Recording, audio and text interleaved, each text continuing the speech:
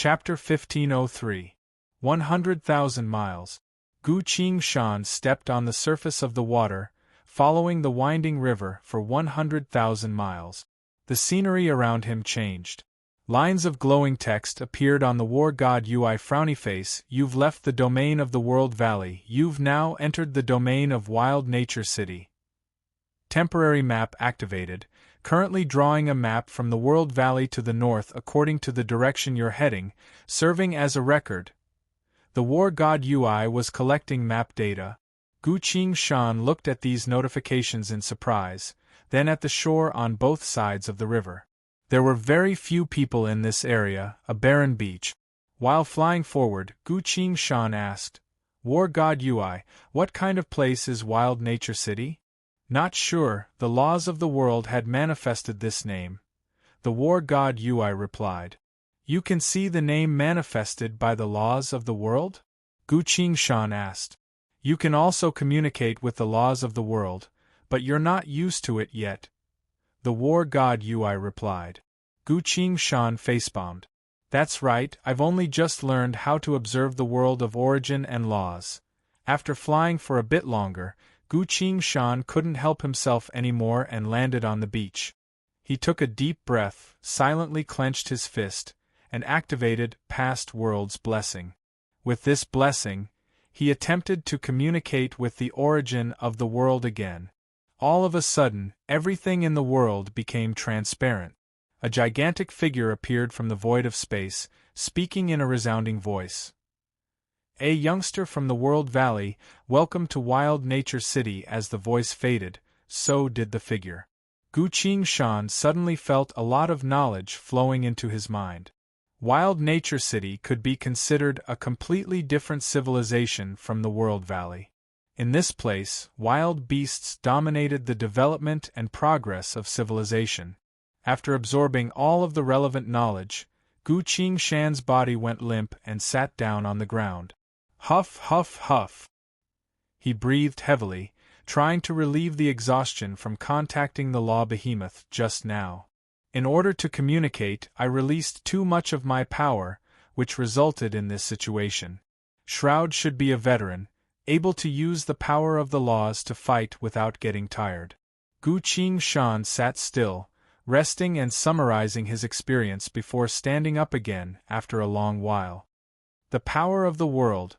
He couldn't help but want to try again. This was the most fundamental desire of all life, to obtain the recognition and protection of the world, to fight alongside it. Gu Qingshan drew the earth sword and assumed a stance. He held his breath for a moment. With his own consciousness, he began to draw upon the laws. At a certain moment, Gu Qingshan's body suddenly sank. A wild and unruly power descended on his sword. Endless wind swirled around the long sword, blowing the sand into a tornado. Gradually, the tornado grew larger and larger, and finally turned into a wall of sand that connected the sky and the earth. Gu Qingshan gently raised her sword to shoulder level. In a trance, he had an illusion. He felt that he was the world. Gu Qingshan took 2 deep breaths, slowly relaxed and muttered, "Thank you, but I don't need it now." Immediately, he came out of that state. That strange feeling disappeared. The sandstorm slowly fell from the sky, proving what had just happened. Standing in the wind, Gu Qingshan sighed. To use the world as a sword. I've never thought about it before. How would this swordsmanship continue to develop? Gu Qingshan fell into deep thought. My swordsmanship, from 10,000 swords to 1 sword, is currently in the process of splitting 10,000 swords in reverse. Xie Guhong was the master of the 7 swords. But now I feel like I've realized something different. How should I walk my own path of swordsmanship? Gu Qingshan held the sword in his hand, blankly standing there. At this moment, heaven and earth were silent, all living things were silent. Gu Qingshan stood alone on top of the sand dune, his head lowered in silence, silently thinking about the path of swordsmanship. Day and night alternated. The morning dew and frost. Gu Qingshan suddenly spoke. There are no issues with my path of swordsmanship, it is still one sword turning into 10,000 swords. However, above one sword turning into 10,000 swords, there is an even greater realm. As soon as he said so, Gu Qingshan felt a shackle in his heart being broken. His entire body seemed to have disappeared, becoming one with heaven and earth. He couldn't help but let go of the earth sword. The Chao Yin sword, the heaven sword, the earth sword, and the six paths great mountain sword all appeared around him at the same time. Quick! Gu Qingshan lightly shouted. 4 swords flew out, slashing in 4 different directions at once. The Chao Yin sword unleashed a white crescent sword phantom, secret art. Crescent slash.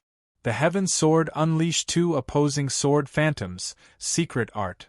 Swallow returns.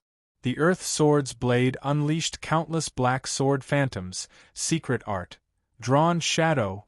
The 6 paths great mountain sword pointed forward. Sword phantoms surged forward like a tsunami, flying out of the sand dune, secret art. Torrent. Gu Qingshan's pupils twitched, giving off a faint yellow light. Countless transparent sword phantoms flew across the sky. Divine skill. Forgetting river slash. In the blink of an eye, all 5 of Gu Qingshan's secret arts were unleashed at once. In the past, he only needed a single strike to kill his enemies, but now, he was able to unleash multiple secret arts at the same time without any hesitation. The earth sword's mountainous heavy voice resounded. Splendid, truly splendid, I really can't imagine how anyone would be able to stop your swords, Luo Bingley commented. Using all 5 at once, combined with my heaven's choice, the power would only be greater. Shanu joyfully said. Gongzi, congratulations on your swordsmanship reaching the next level. The Chao Yin sword let out a doubtful woo-woo sound. The earth sword explained. Chao Yin sword, he isn't simply controlling 10,000 swords at once, he's using his full power for each strike. His sword styles have reached the pinnacle, far surpassing the realm of sword saint. The Chao Yin sword was still a bit doubtful, but not too long later, it let out another woo-woo sound and regained its calm. The earth sword replied. That's right, if you can't understand it, then don't bother thinking about it, just follow his brute force. Gu Qingshan sighed, then said, It was only until today that I finally understood the principle of splitting a single strike. While my grandmaster, Xie Guhong, had already understood this principle since the age of old, truly a peerless genius, no wonder the divinities were so wary of him. For Xie Guhong to be able to unleash 7 strikes at once with his full power, it was obvious how terrifying that was. No wonder the higher you go in the cultivation world, the more people are wary of sword cultivators. Recalling the heroic sacrifices of Xie Guhong's generation, Gu Qingshan couldn't help but feel a bit sorrowful. Fortunately, I managed to obtain the twin swords heaven and earth, so I didn't let down the efforts of the cultivators down. At this point, a line of glowing text appeared on the war god UI frowny face. You've reached the minimum requirement to comprehend enemy-killing sword technique, and now, the enemy-killing sword technique hidden deep within the coin of the earth is slowly awakening. Once you've fully grasped splitting a single strike, you will enter a state of complete enlightenment and officially begin to comprehend this bygone-era sword technique. After skimming through everything, Gu Qingshan felt like a heavy chain had been lifted off her body and sighed in relief. My swordsmanship that's been stagnant for so long has improved by 1 level, this is indeed worthy of celebration. But what's even more worthy of celebration is that my swordsmanship has reached the realm of 5 strikes, which will gradually split even more in the future. At this point, the enemy-killing sword technique has awakened. I'm really looking forward to it. I wonder what level of swordsmanship the bygone-era humans have reached. With that in mind, Gu Qingshan felt a bit less interested in Wild Nature City. How could the charm of external objects compare to the fruits of one's own heart? He flew above the river and once again headed against the current towards the north wind. Along the way, he passed through countless strange domains, including the City of Steel, the Merlin Hut, the wetland wilderness, the dragon cave, the gear fortress, and so on. Gu Qingshan noticed that each domain was being protected by a law behemoth. Thinking about it, this seems to be similar to the worlds of the future, where each world had its own will. How miraculous! After several days of travel, he had finally arrived at the destination of his trip. The Forest of Elves and Giants. Chapter 1504. From afar, he could see the dark clouds above the river. The closer he got to the forest of fairies and giants, the colder the river became. This coldness ignored Gu Qingshan's strength and directly affected his body and soul. What a miraculous river! Lightning flashed across the sky. The rain continued to pour. The sky was dark. Gu Qingshan stood on top of the river, feeling a bit doubtful. Something must have happened in that forest. He calmed himself down a bit, slowed down, and slowly flew towards it. Finally, his feet landed on solid rock. His surroundings became dark. 2 lines of glowing text quickly appeared. Frowny face, you've left the domain of Gear Fort, you've now entered the domain of the Forest of Fairies and Giants. Gu Qingshan thought briefly and flew backwards. He left the Forest of Fairies and Giants domain and returned to the river. Light shone down. The world regained its light. Although it was a bit gloomy, it wasn't completely dark like the forest. How strange, that darkness seems to belong to the forest itself, Gu Qingshan pondered and leapt back onto the rock on top of the river. The world became dark again. Gu Qingshan casually formed a presence concealment hand seal and tried releasing his inner sight. In the void of space, scattered and chaotic powers were clashing against each other, creating chaos. Gu Qingshan's inner sight was limited to a radius of a few dozen meters, unable to extend too far. Something seems to have happened here. Gu Qingshan quickly made up his mind and became cautious. Wielding the earth sword in hand, Gu Qingshan slowly walked deeper into the forest. The forest was even darker, almost invisible to the naked eye. Occasionally, the sky would be illuminated by lightning, but would quickly be covered by darkness again. Gu Qingshan slowly walked forward in the heavy rain. After walking for a short while, he suddenly stopped. Not too far away, a thin man was lying in a pool of blood, moaning in pain. He wore tattered tree bark clothing, both his hands and feet were shackled, his expression haggard. Most importantly, there was a brand on his arm. Slave brand. Exactly the same as the one on Reneedle's arm. The bean-sized raindrops hit his body, completely drenching him. Gu Qingshan walked forward, let go of the earth sword, then lifted up his clothes to check his wound. The man sensed that someone was coming and raised his head with difficulty. Save me. Gu Qingshan cast a healing spell and gently pressed it on the other party's wound. Who are you? Why are you here? His gaze fell on the shackles. The shackles were covered with beautiful runes and emitted the power of the law of confinement. One of the benefits of being able to communicate with the laws was that some objects that contained the power of the laws could be roughly understood with just a glance. This man's power was sealed. Strange, since Reneedle was also a slave, why wasn't she wearing shackles when she was found? Ugh! That person groaned, his spirit roused.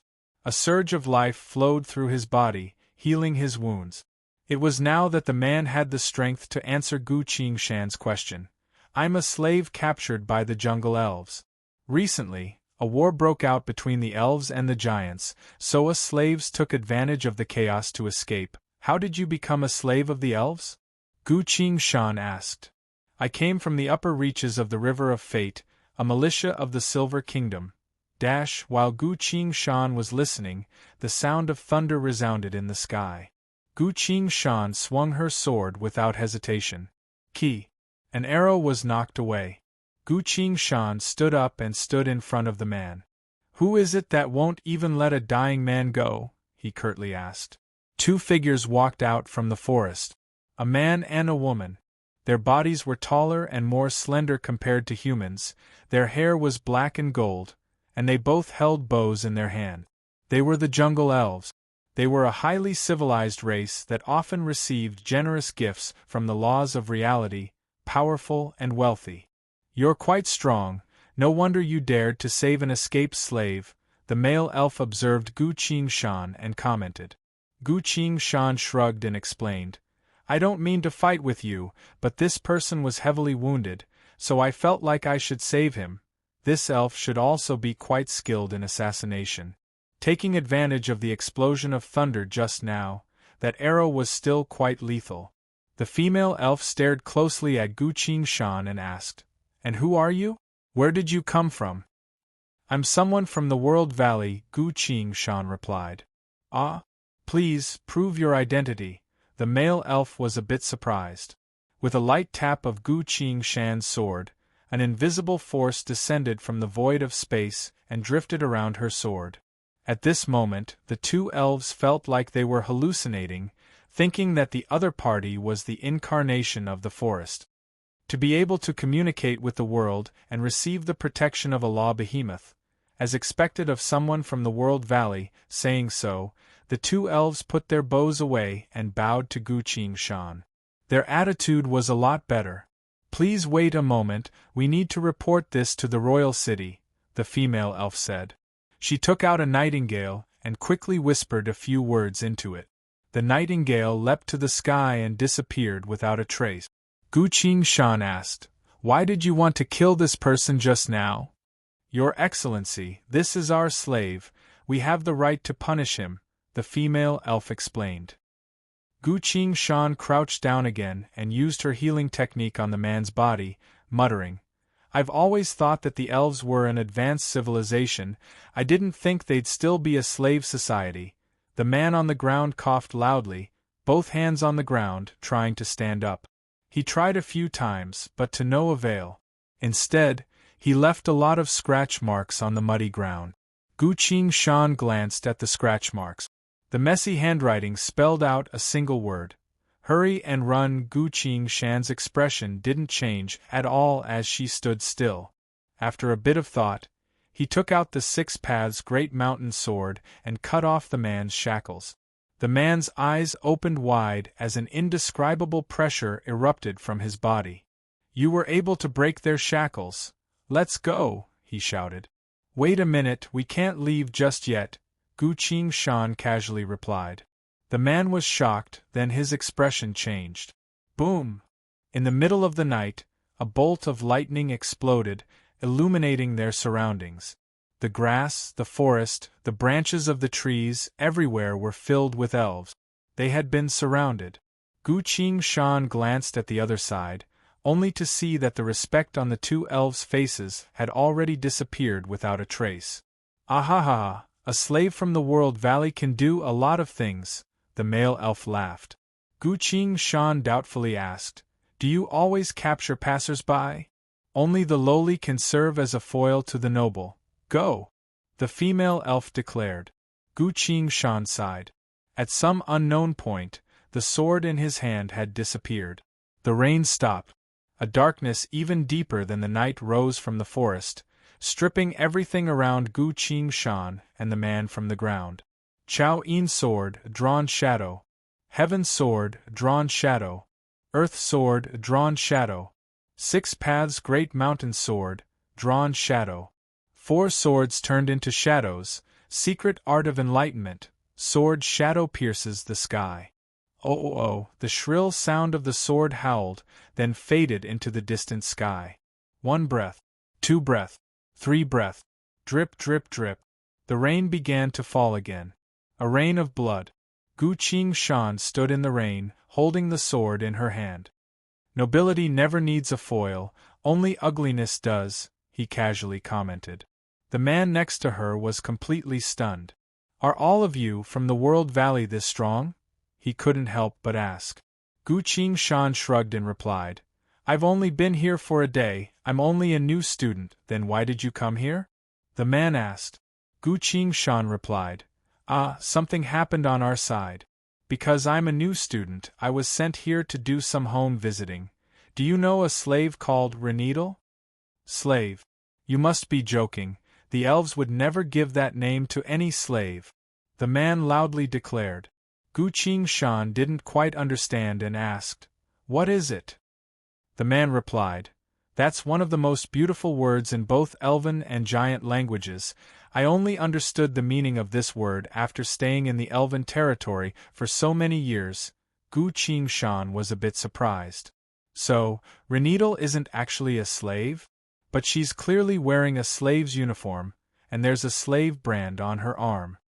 "I've also learned Elven, but I don't know what the word Reneedle represents in Elven language," Gu Shan replied. The man softened his voice and replied, "A beautiful flower swaying in the wind of dawn." Chapter 1505. Gu Shan brought the man and hid behind a large tree. "Have you seen this girl before?" Gu Shan asked. A layer of light appeared from his hand and manifested into Reneedle's image. The man shook his head. "I've never seen her before. In the Elven territory, we can only do the most menial work. There are many places where servants aren't allowed to enter. What about among the slaves?" Gu Shan asked. "Not at all. Such a beautiful girl, even if she was a slave, she would still be the personal belonging of an Elven lord. She's not someone I can see," the man replied. Gu Shan continued. "Furthermore, the elves wouldn't give a slave a name like Reneedle." "Correct," the man agreed. Gu Shan thought for a bit, then said, "Don't say anything." He raised his hand and clenched it into a fist. "Blessing of the past worlds." A suffocating sensation struck him. Gu Shan didn't collapse to the ground. Instead, he adjusted his body and mind, waiting for the descent of the law. He had now found the correct method to not run out of power right from the start. As the darkness faded, Gu Shan sensed another world hidden outside the darkness. A certain vast and mighty existence was lying there on the verge of death. Gu Shan was shocked. The law behemoth seems to be wounded. He silently recalled the elder's teachings and asked the entity, "Venerable Lord of the manifestation of law, I am Road of the World Valley. How may I be of service to you?" The entity moved a bit and replied tiredly, "So it was someone from the World Valley. No wonder you could see me. But you cannot help me. I will need a long period of time to recover." Gu Shan cautiously asked, "What happened?"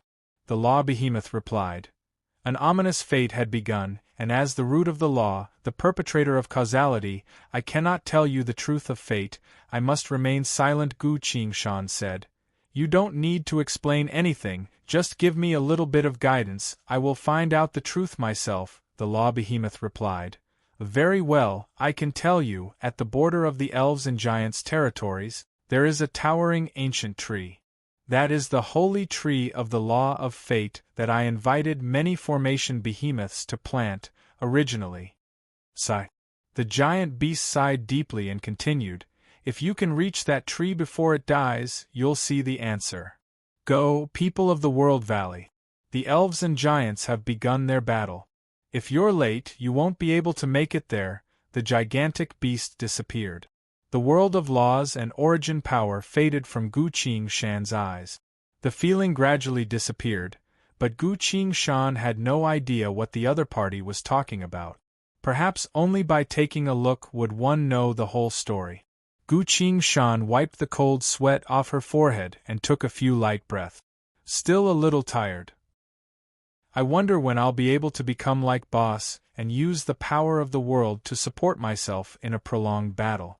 While he was thinking, a series of noises resounded in the dark forest. Sha sha sha. Gu Shan retracted her presence, lowered her head, and silently waited. Not too long after, 7 to 8 figures appeared in his inner sight. They were a group of humans, both male and female. All of them were wearing tattered clothes. Some of them even had shackles on their legs. "There are people," the man said. He put his hand in front of his mouth and imitated the cry of a bird. The group of men and women stopped. One of them gestured for everyone to remain still. He walked forward and whispered, "Silver Pride." The man uttered a long cry of a bird. The other person relaxed and waved his hand behind him. "Don't worry everyone, it's Little John." The group all smiled. "That's great, it's the night," he also escaped. Come, let's follow him, they whispered to each other. Gu Shan asked the man called Little John. Couldn't you have just left just now? Why did you have to use the secret signal? Little John replied. It can't be helped, elves like to disguise themselves as escaped slaves, waiting for an opportunity to kill those who aren't on guard. Gu Shan shook her head. This forest is truly dangerous. The two sides met up. Gu Shan looked at the group. Both male and female, all of them had healthy bodies, but due to the shackles on their hands and feet, their powers were restrained and couldn't exert their true strength. Gu Shan drew her sword and cut off everyone's shackles. Head towards the southwest direction, there's a small winding path there. As long as you follow that path, you'll see the River of Fate. As the River of Fate flows down, you'll be free, he told the group. The group let out a stifled cheer. But we still haven't gotten our revenge, Little John suddenly said. He wiped the rain off his face and loudly declared, Have you forgotten the pain of being enslaved by the elves? What kind of warriors would we be if we didn't think of a way to retaliate against them during those days of no dignity?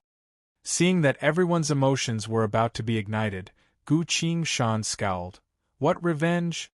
There's only so many of you, you're no match for the elves. Hurry up and leave. Little John still wanted to say something, but Gu Shan didn't want to wait any longer.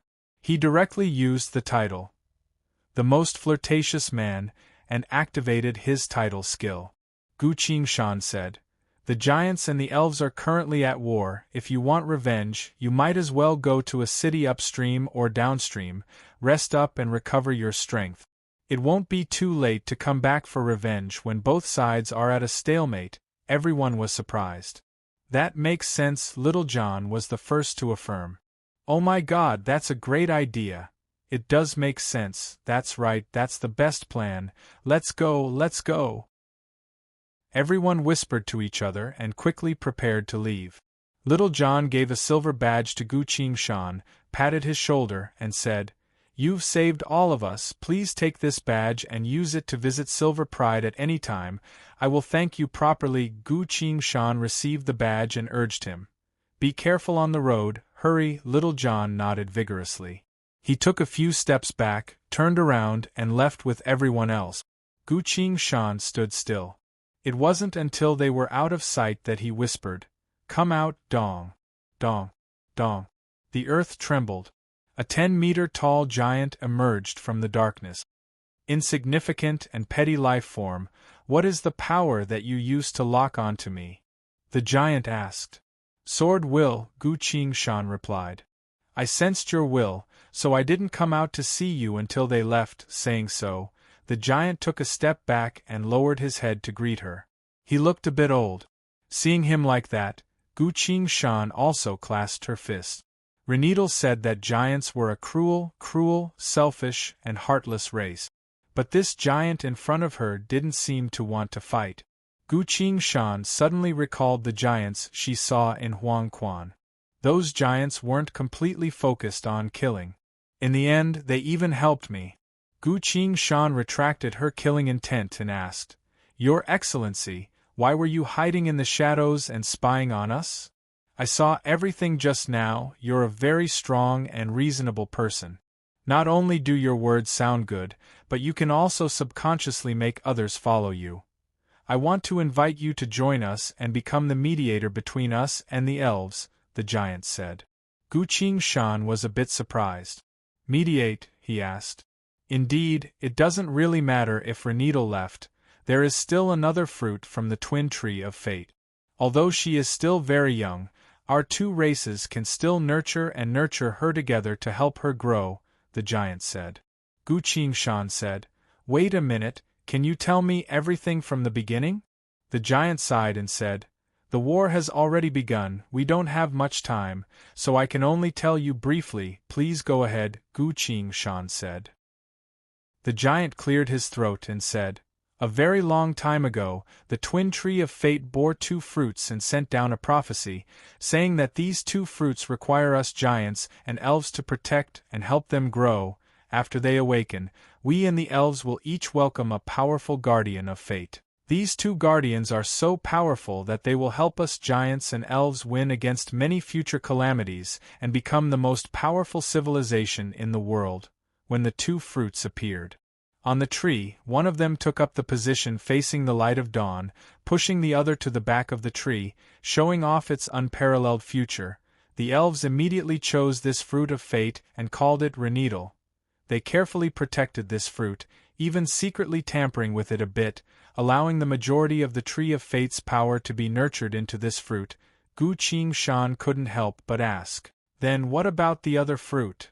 The giant replied, "The other fruit had never said anything. It was only when we discovered the elves' dirty tricks and prepared to fight against them that she spoke up."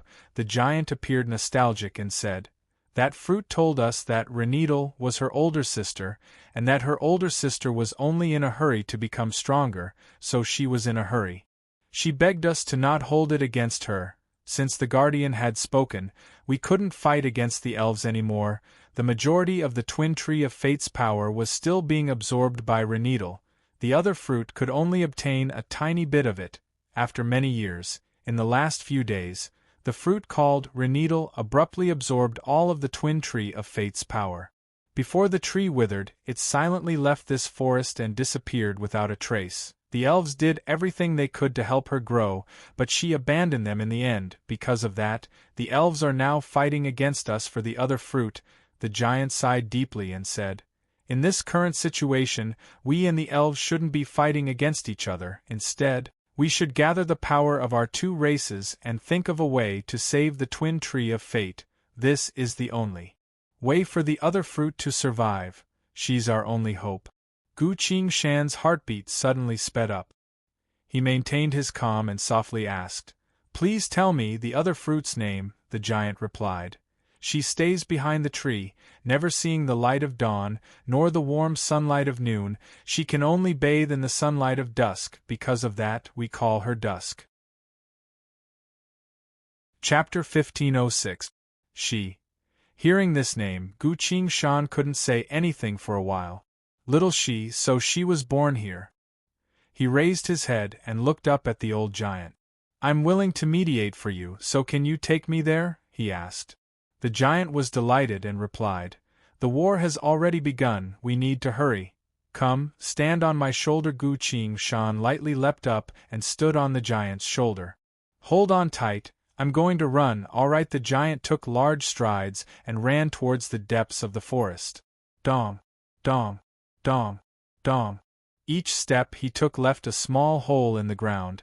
His figure looked like a blurred shadow as he continuously crossed the distance. Standing on his shoulder, Gu Qingshan felt the wind blowing against her face. "How can we save that tree?" Gu Qingshan asked. The giant answered with a resounding voice, "I'm not sure, but the elves have a lot of advanced spells, and we have a deep understanding of the law of earth. Perhaps if we work together, we can save the tree." Gu Qingshan's mind was in turmoil, so she didn't say anything. After a while, the sound of battle could be heard from ahead. Spells, weapons clashing, angry roars, screams of pain, all sorts of things. The war was becoming more and more desperate. "We're almost there," the giant rumbled. He brought Gu Qingshan up a hill and went over the top of it. The scene in front of them appeared in front of them. On the open grassland stood an ancient, towering tree. The top of the tree was divided into two. On the side facing the sun, all the branches and leaves were completely withered. On the side facing away from the sun, most of the branches and leaves were also withered. Only a few green leaves were left, surrounding a small figure. It was a 6 to 7-year-old girl. Her eyes were closed, silently leaning against the tree as if she was asleep. Despite how young she was, Gu Qingshan could still recognize her from her facial features. There's no mistaking it, she's Little She. Little She's aura was already very weak, as if she could die at any moment. Gu Qingshan looked around the tree. Around the twin tree of fate, countless elves and giants were fighting. They were fighting over who the final guardian of fate belonged to. "Visitor from the World Valley, please hurry and persuade everyone," the old giant hurriedly shouted. "Don't worry, leave it to me." Seeing this, Gu Shan held the earth sword in her hand. The most flirtatious man could only be activated once a day. Fortunately, Gu Shan had many ways to persuade others. In fact, he was better at the most direct kind. Just as he was about to make a move, lines of glowing text suddenly appeared in the void before him. You've discovered the truth of the matter. Reneedle's lies have been exposed. You've triggered some sort of ancient causality law technique. This is a karmic magical technique that the Lord of Infinite Origins created long ago. It's incredibly powerful. Everything came to a standstill. Boss's voice suddenly rang out. He sighed deeply. So that's the truth. Regretfully, I didn't know anything about it at the time, Gu Shan consoled him. No one is omniscient and omnipotent, not to mention you were only 8 years old at the time. It's normal for you not to know this. From the void of space, a rusty dagger appeared. Boss's voice rang out again. This is the second sealing token. Take it and you will be able to activate the path to the third sealing token, Gu Shan asked. This way, Reneedle won't be able to stop me from obtaining the sealing token? Indeed, this is my power from the past. She won't be able to stop me, Boss replied. Gu Shan went silent for a split second, then suddenly said, Boss, I want to know if this place is an illusion or the real history, because this is the real history. You can see the truth. Boss's tone became a bit more serious and reminded her. But you need to be careful, you can only touch anything within the range of the karmic technique I'm using. Other than that, it's best for you to remain a spectator. Why? Gu Shan asked. Boss replied. If you leave the range of my technique, you might be able to change some historical events. If that happens, you'll be erased by the 3 great laws of reality right away. This time's karmic technique is: find Reneedle's origins and see the truth, so you can move around within this range, but as soon as you leave this karmic technique, I won't be able to protect you. Let's go. Layers of light radiated from the dagger and enveloped Gu Shan. Boss said, Now I'll take you to the third sealing token. Wait. Gu Shan cut him off and said, Wait a minute, I need to check on Little She's situation. Boss said, You can't go. If you do, you might change something. Gu Shan replied, It's fine, I returned to the past in order to change the course of history. You mean? Yes, I'm using a space-time divine artifact, the Seeker of Infinite Secrets, the Distorter of History, the Key of the Past, the Traveler's Fragment, the space-time coin. Gu Shan's gaze became sharp and continued, Right now, I'm the only one who's allowed to distort history, so I need to check on her situation. After a moment of silence, Boss abruptly said, If you have the Distorter of History, take 3 steps forward. If the 3 great laws reject you, then quickly return. If they don't reject you, it means something else. Gu Shan jumped down from the giant's shoulder and took 3 steps forward. Unharmed. Boss's words suddenly sped up and quickly explained. This is the second situation. The 3 great laws have already reserved a spot for you. What do you mean? Gu Shan asked. It means that during this period of history, there was indeed a person from the future who participated in the events of this era. That person was a predetermined visitor of history, known as the Distorter, but in truth, he ensured that history remained intact and undamaged. Since you have the 3 coins, that person is you, so that's how it is, Gu Shan said. He flew forward, ignoring the elves and giants who were fighting over him, and used ground shrink to arrive at the top of the twin tree of fate. 7 to 8 elves' defensive barriers appeared from the void of space, as well as about a dozen giants' earth magic seals. Gu Shan wielded the 6 paths great mountain sword and swung with all her strength.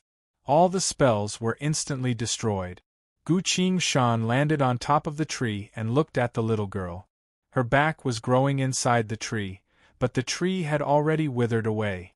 The little girl was still asleep. Her breathing was so faint that it almost stopped. Someone's on the tree. Hurry and stop him. The elves and giants stopped fighting at the same time and hurriedly rushed in front of the tree. Before they could do anything, Gu Shan shouted, I am a person of the World Valley, the will of the laws sent me to save her. The elves and giants stopped and didn't attack. If you say so, why should we believe you? One of the elves loudly shouted. Gu Qing Shan ignored him and lightly clenched his fist. An indescribable presence manifested from his body. Blessings of the past worlds. Instantly, a deeper side of the world appeared in front of his eyes. Inside the deeper world of the laws, the giant beast was prostrating on the ground, seemingly on the verge of death. Please tell me, how do I save this tree? How do I save this girl of fate? Gu Qing Shan asked. The giant beast shook its head and spoke with a dejected tone. There's no time, dusk will die soon. Gu Qing Shan hurriedly asked. Soon? How much longer? The giant beast replied. 1 minute? Perhaps 2 minutes. After all of the power of the laws has been taken by Reneedle and manifested as the wings of fate. Unless Reneedle gives one of the wings of power to Dusk, Dusk will be able to survive. But Reneedle isn't here, and even if she was, she wouldn't do such a thing. After saying so, the law behemoth sighed and disappeared together with the entire world of laws. Gu Qing Shan was stunned. Dusk will die soon? But in history, even if she lived a miserable life, she still managed to survive until the end of time. All of a sudden, a thought flashed through Gu Qing Shan's mind like a bolt of lightning. In this period of history, there was indeed a person from the future who participated in the events of this era. And that person was you. Gu Qing Shan took a deep breath and took out a black-covered book. As soon as this book appeared, the law behemoth once again appeared in front of Gu Qing Shan. It took the initiative to show itself from the world of origin and hurriedly spoke. Impossible! How could you have the power of Reneedle and Dusk? Gu Qing Shan shook her head and said, Quickly tell me, how do I save her? Take out the most powerful card you have, I will turn it into the power of fate and take a wing from Reneedle. Gu Qing Shan flipped through the Condemnation Codex. Divine Word isn't powerful enough. The Crimson Demon Divine Spear is still with the giant corpse. Then the only way is... Gu Qing Shan took out a card from the Codex. Divine Armor, Wings of the Condemnation Angel. Chapter 1507. The Law Behemoth's voice resounded by Gu Qing Shan's ears. Listen, you must completely give up on this card, only then can I draw it and use the shared fate of Reneedle and Dusk to strip away one of Reneedle's wings. Take it, hurry and save little Dusk, Gu Qing Shan said without hesitation. He tossed the card forward. The wings of the Condemnation Angel fluttered in the wind, turned into a cluster of light, and slowly seeped into the twin tree of fate.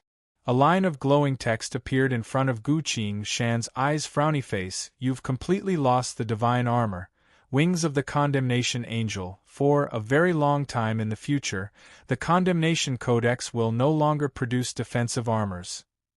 Gu Qing Shan glanced through it and didn't mind it at all.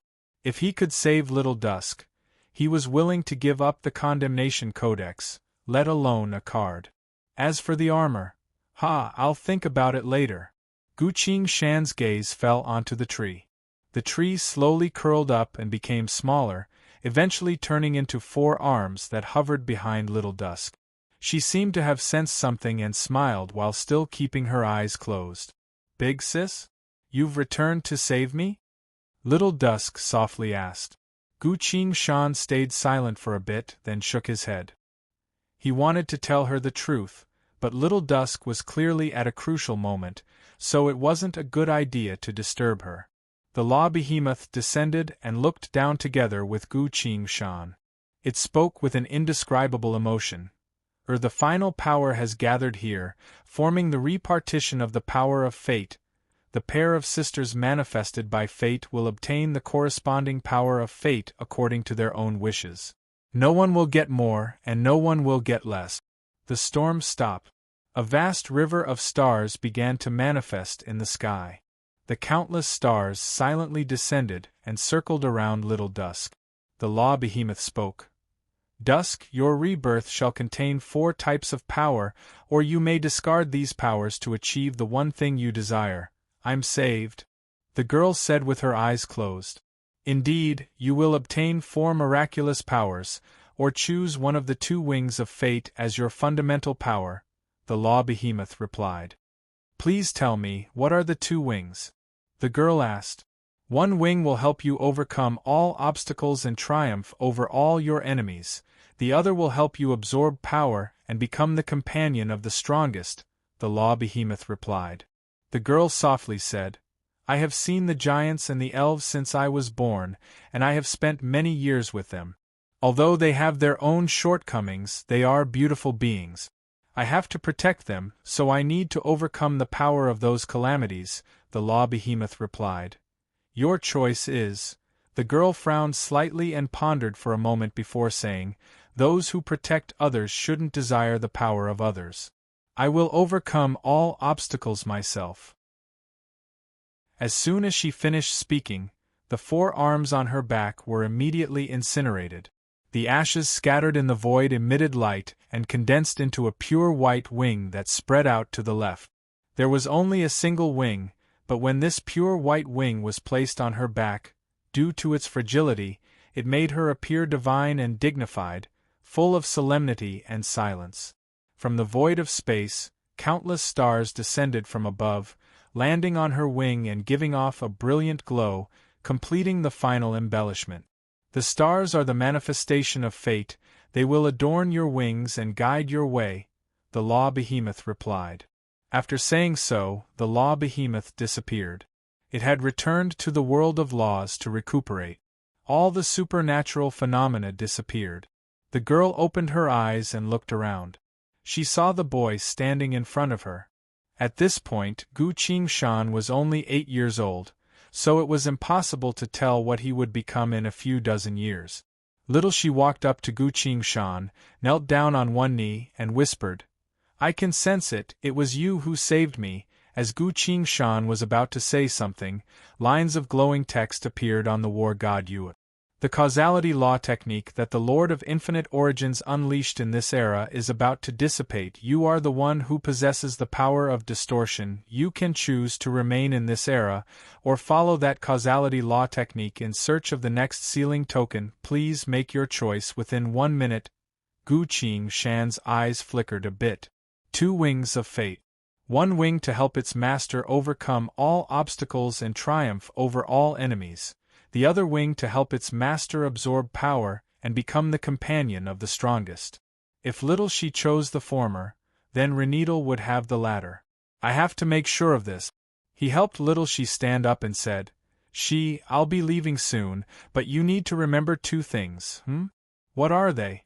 Little she asked. First, your sister is a cold and ruthless person.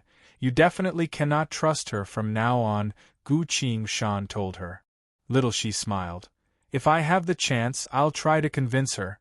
Please tell me the second thing. Gu Qingshan sighed and stroked her head. Remember this well, if someone tells you in the future that the only way to save yourself from trouble is to rob others, make sure to believe them. Little she froze.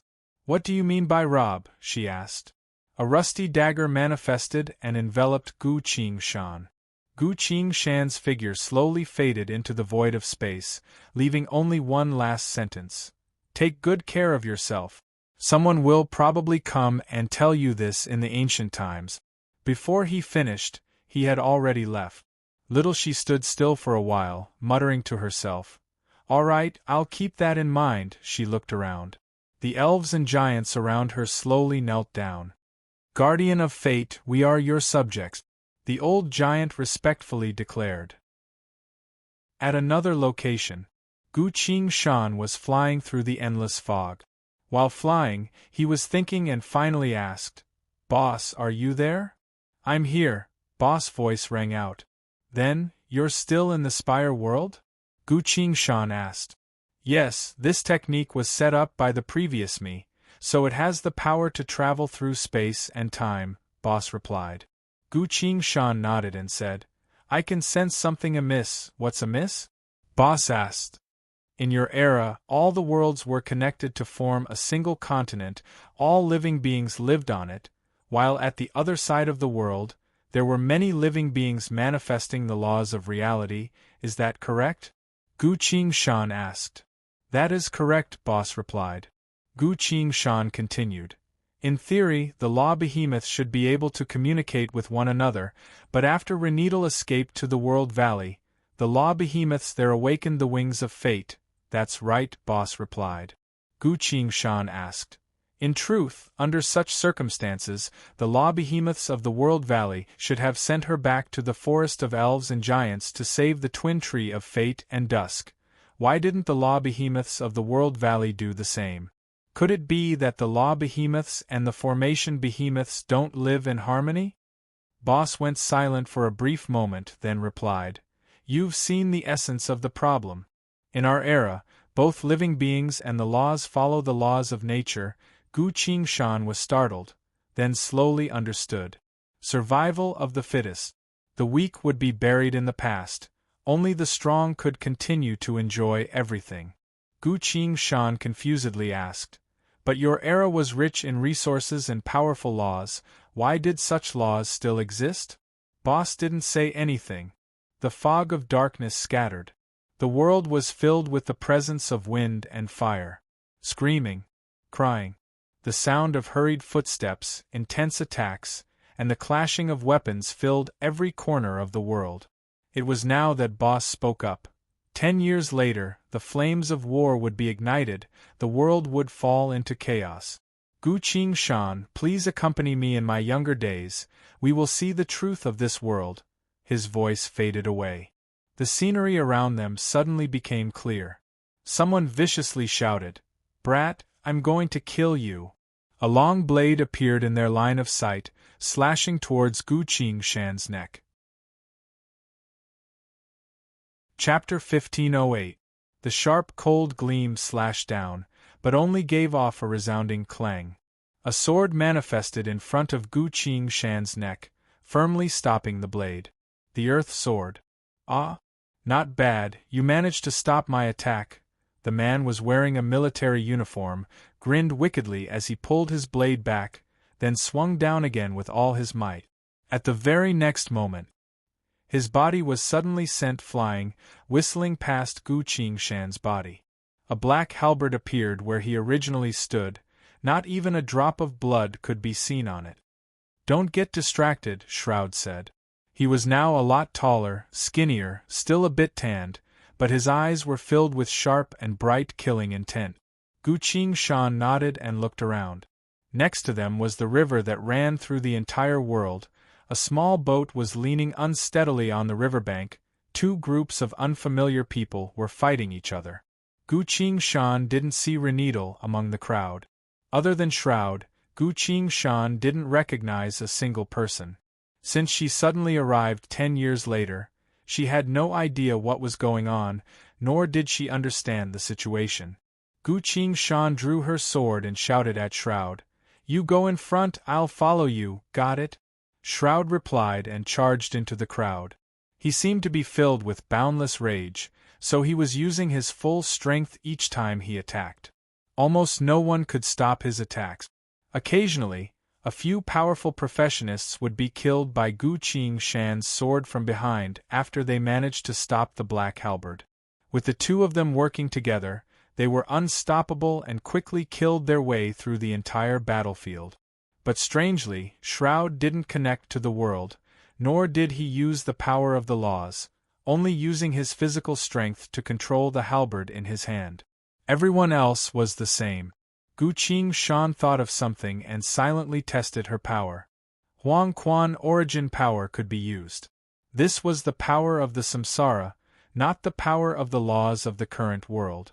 But the origin power of the soul couldn't be used. Other than that, Gu Qingshan tried to sense the void of space, only to find that earth, water, fire, and wind were all refusing to communicate with her. This looks a bit like the Earth world. So what exactly happened?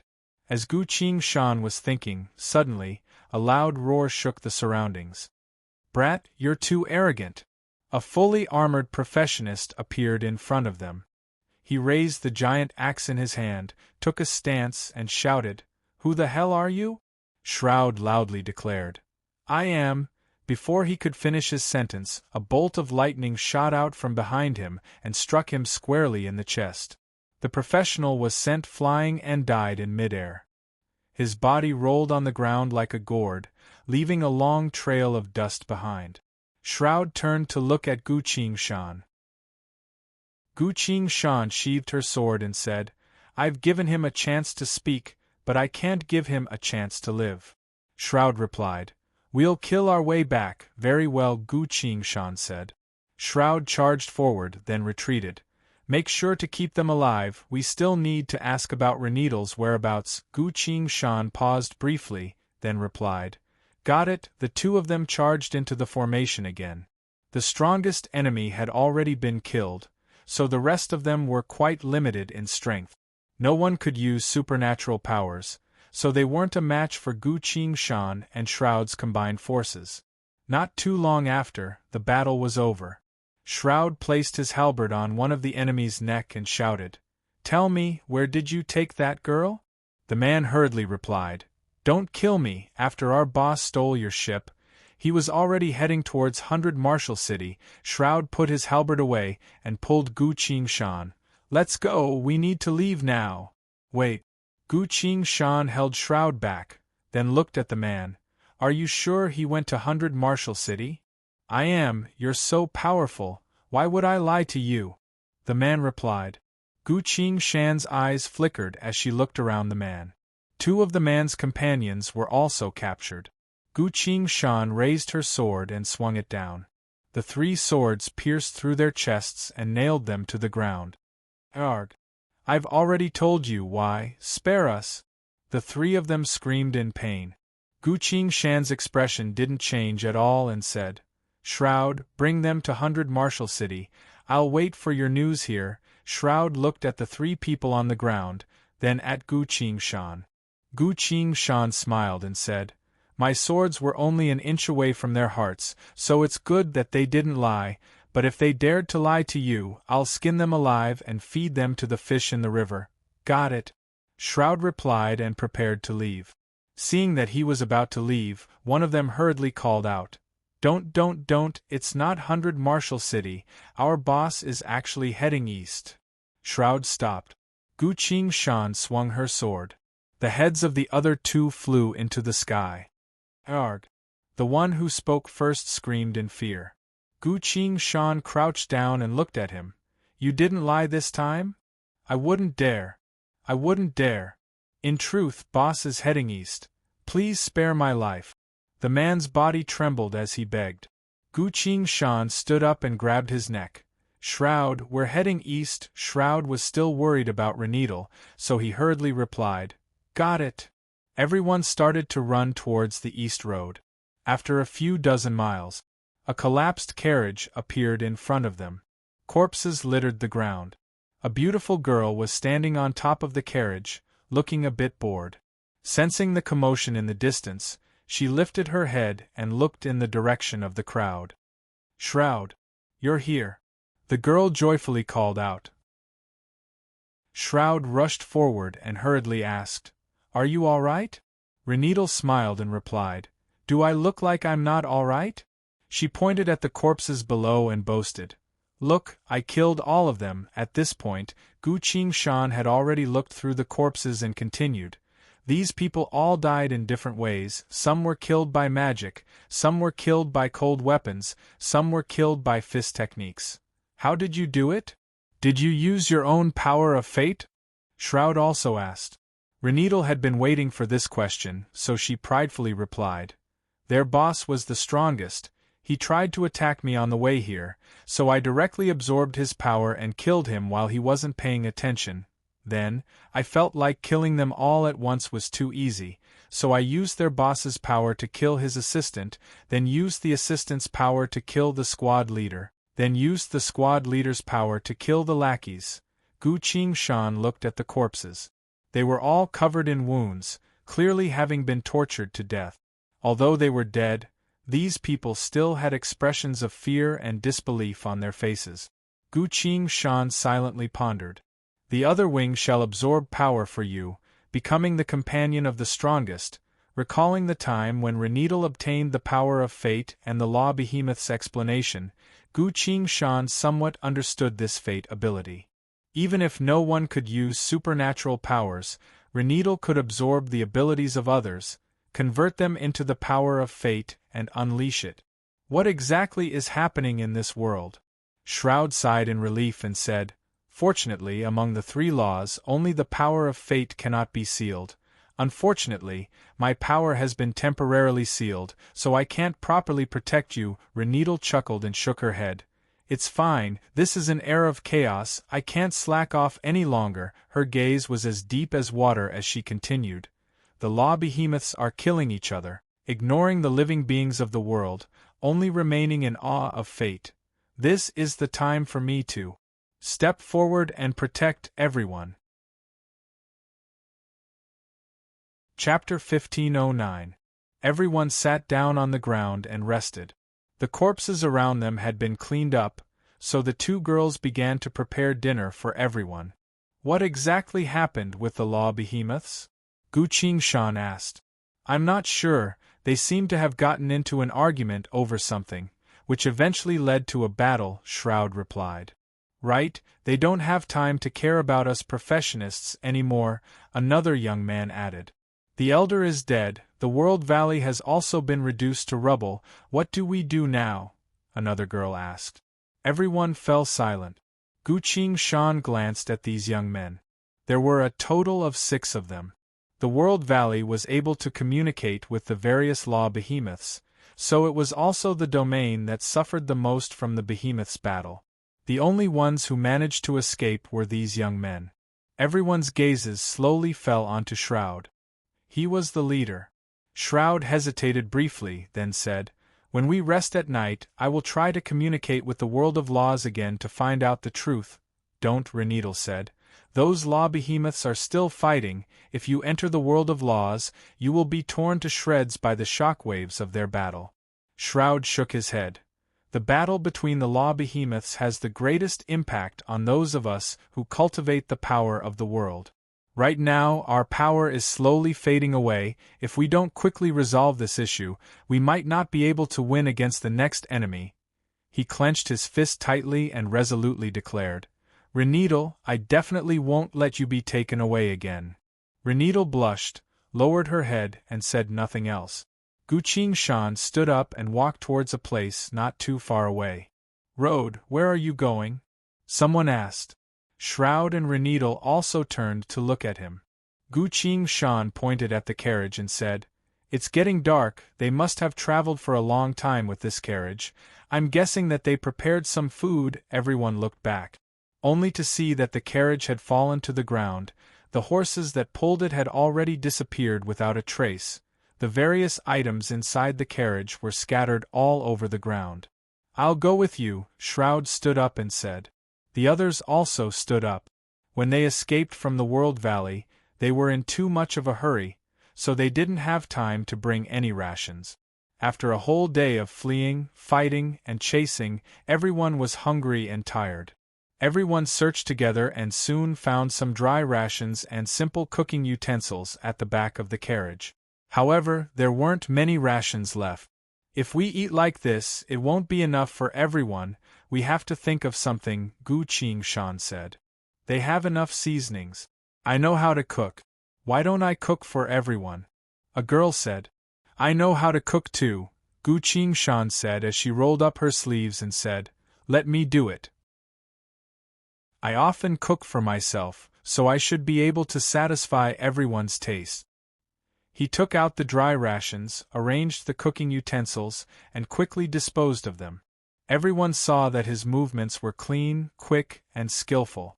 Obviously, he really knew how to cook, so they let him make dinner. Not long later, a big pot of steaming hot food was ready. How fragrant, what did you make? Shroud asked. I mixed the dry rations into noodles, and made a pot of noodle soup.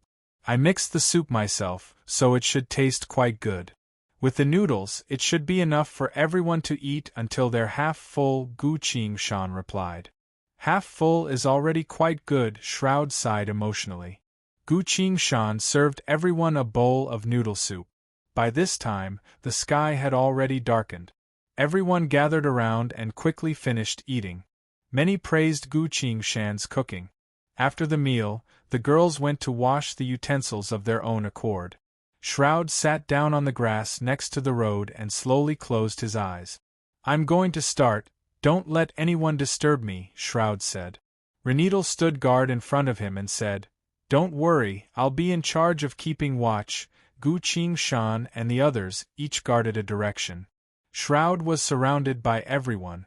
All of a sudden, his body shook and disappeared. Gu Qingshan was a bit surprised. Shroud can now fully enter the world of laws?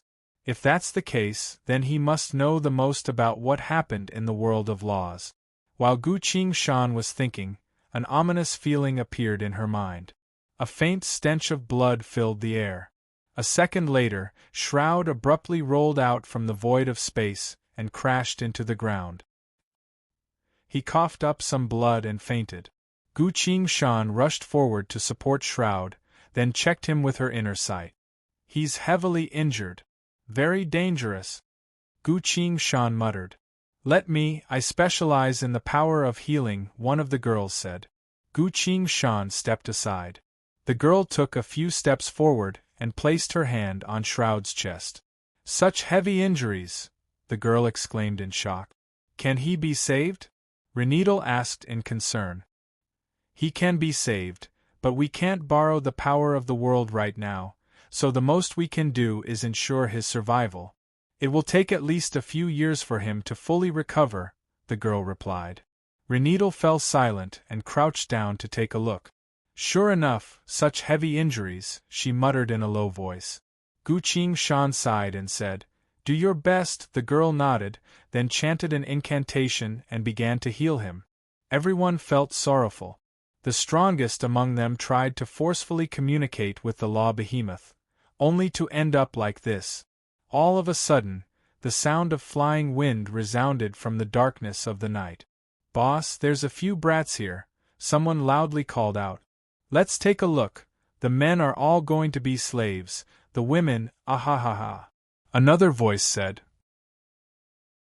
Everyone's expressions changed and quickly became cautious. Now that everyone was no longer under the care of the laws, they were only teenagers, so they naturally couldn't compare to the adults in terms of combat. "My healing cannot be interrupted," the girl crouched down, her forehead full of sweat as she hurriedly said. The remaining boy loudly called out, "Road, let's go! There's no hurry, we need to protect Shroud, that's the most important thing right now," Gu Qingshan said with a heavy tone. He drew his sword and stood still. Reneedle suddenly stepped forward and said, "I'll lure them away, the rest of you focus on protecting Shroud." Without waiting for anyone else to react, she leapt forward and flew towards the darkness of the night. A few moments later, voices resounded from the other side. "Ahaha, this chick is so beautiful! She'll soon." A desperate scream resounded. A moment of silence. Several furious voices resounded. "She killed Fourth, hurry and catch her." The sound of flying wind slowly faded away. Gu Qingshan's gaze flickered. Everyone waited for a while longer, but no other voices resounded. The remaining teenagers anxiously guarded Shroud, silently waiting for the outcome of this matter. Time became extremely long and torturous. Healing complete, the girl stood up and spoke with a tired tone. Gu Qingshan scanned with her inner sight. Shroud's injuries had basically been stabilized, but without the supernatural power of the law, he was only barely alive. "What do we do now? What happened to Reneedle?" the girl worriedly asked. Another boy replied, "How about this, Road and I will go and save Reneedle, you two girls will guard Shroud." "That's the only way," the other girl agreed. "Let's go, Road," the boy turned to Gu Qingshan and said. "There's no hurry," Gu Qingshan replied. "Still no hurry? That's what you said earlier. Reneedle is currently in great danger, but for everyone's sake, she stood up by herself, we have to save her," the boy angrily shouted.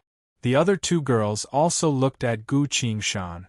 Gu Qingshan didn't say anything and simply looked at the dark wilderness. A few moments later, several figures slowly appeared.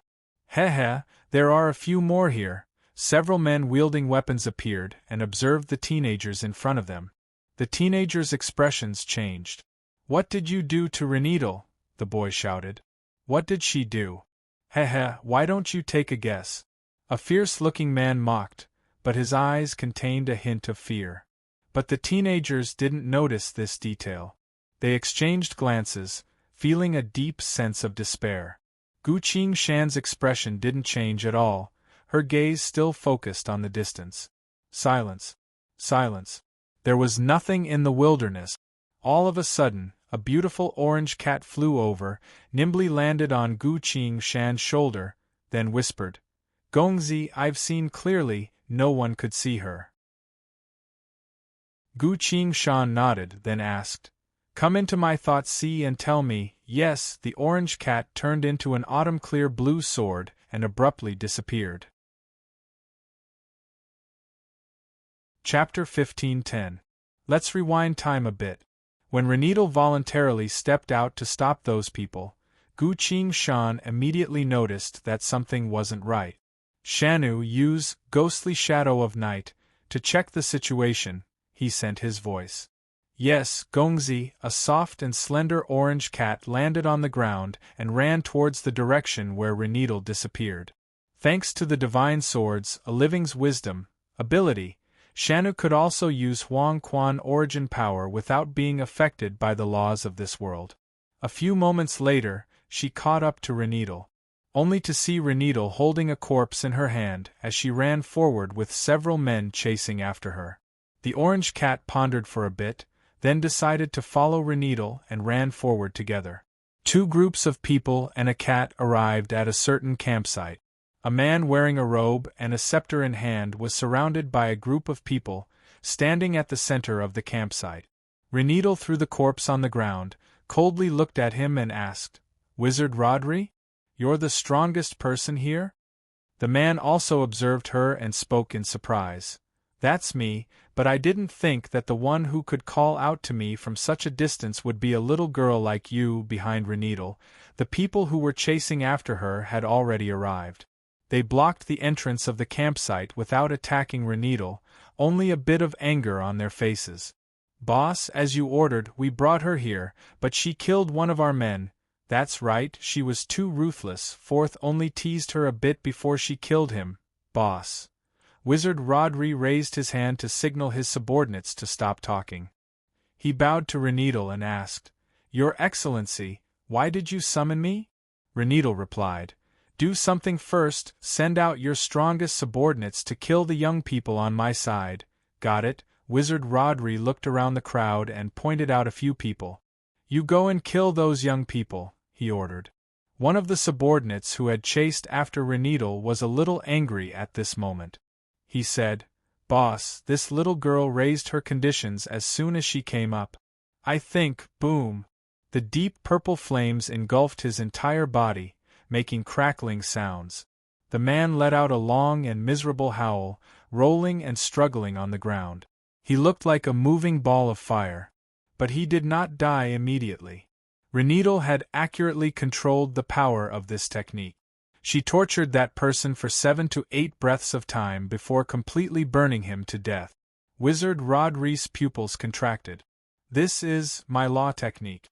The law has clearly rejected everyone, so why can you still use my power? He asked in disbelief.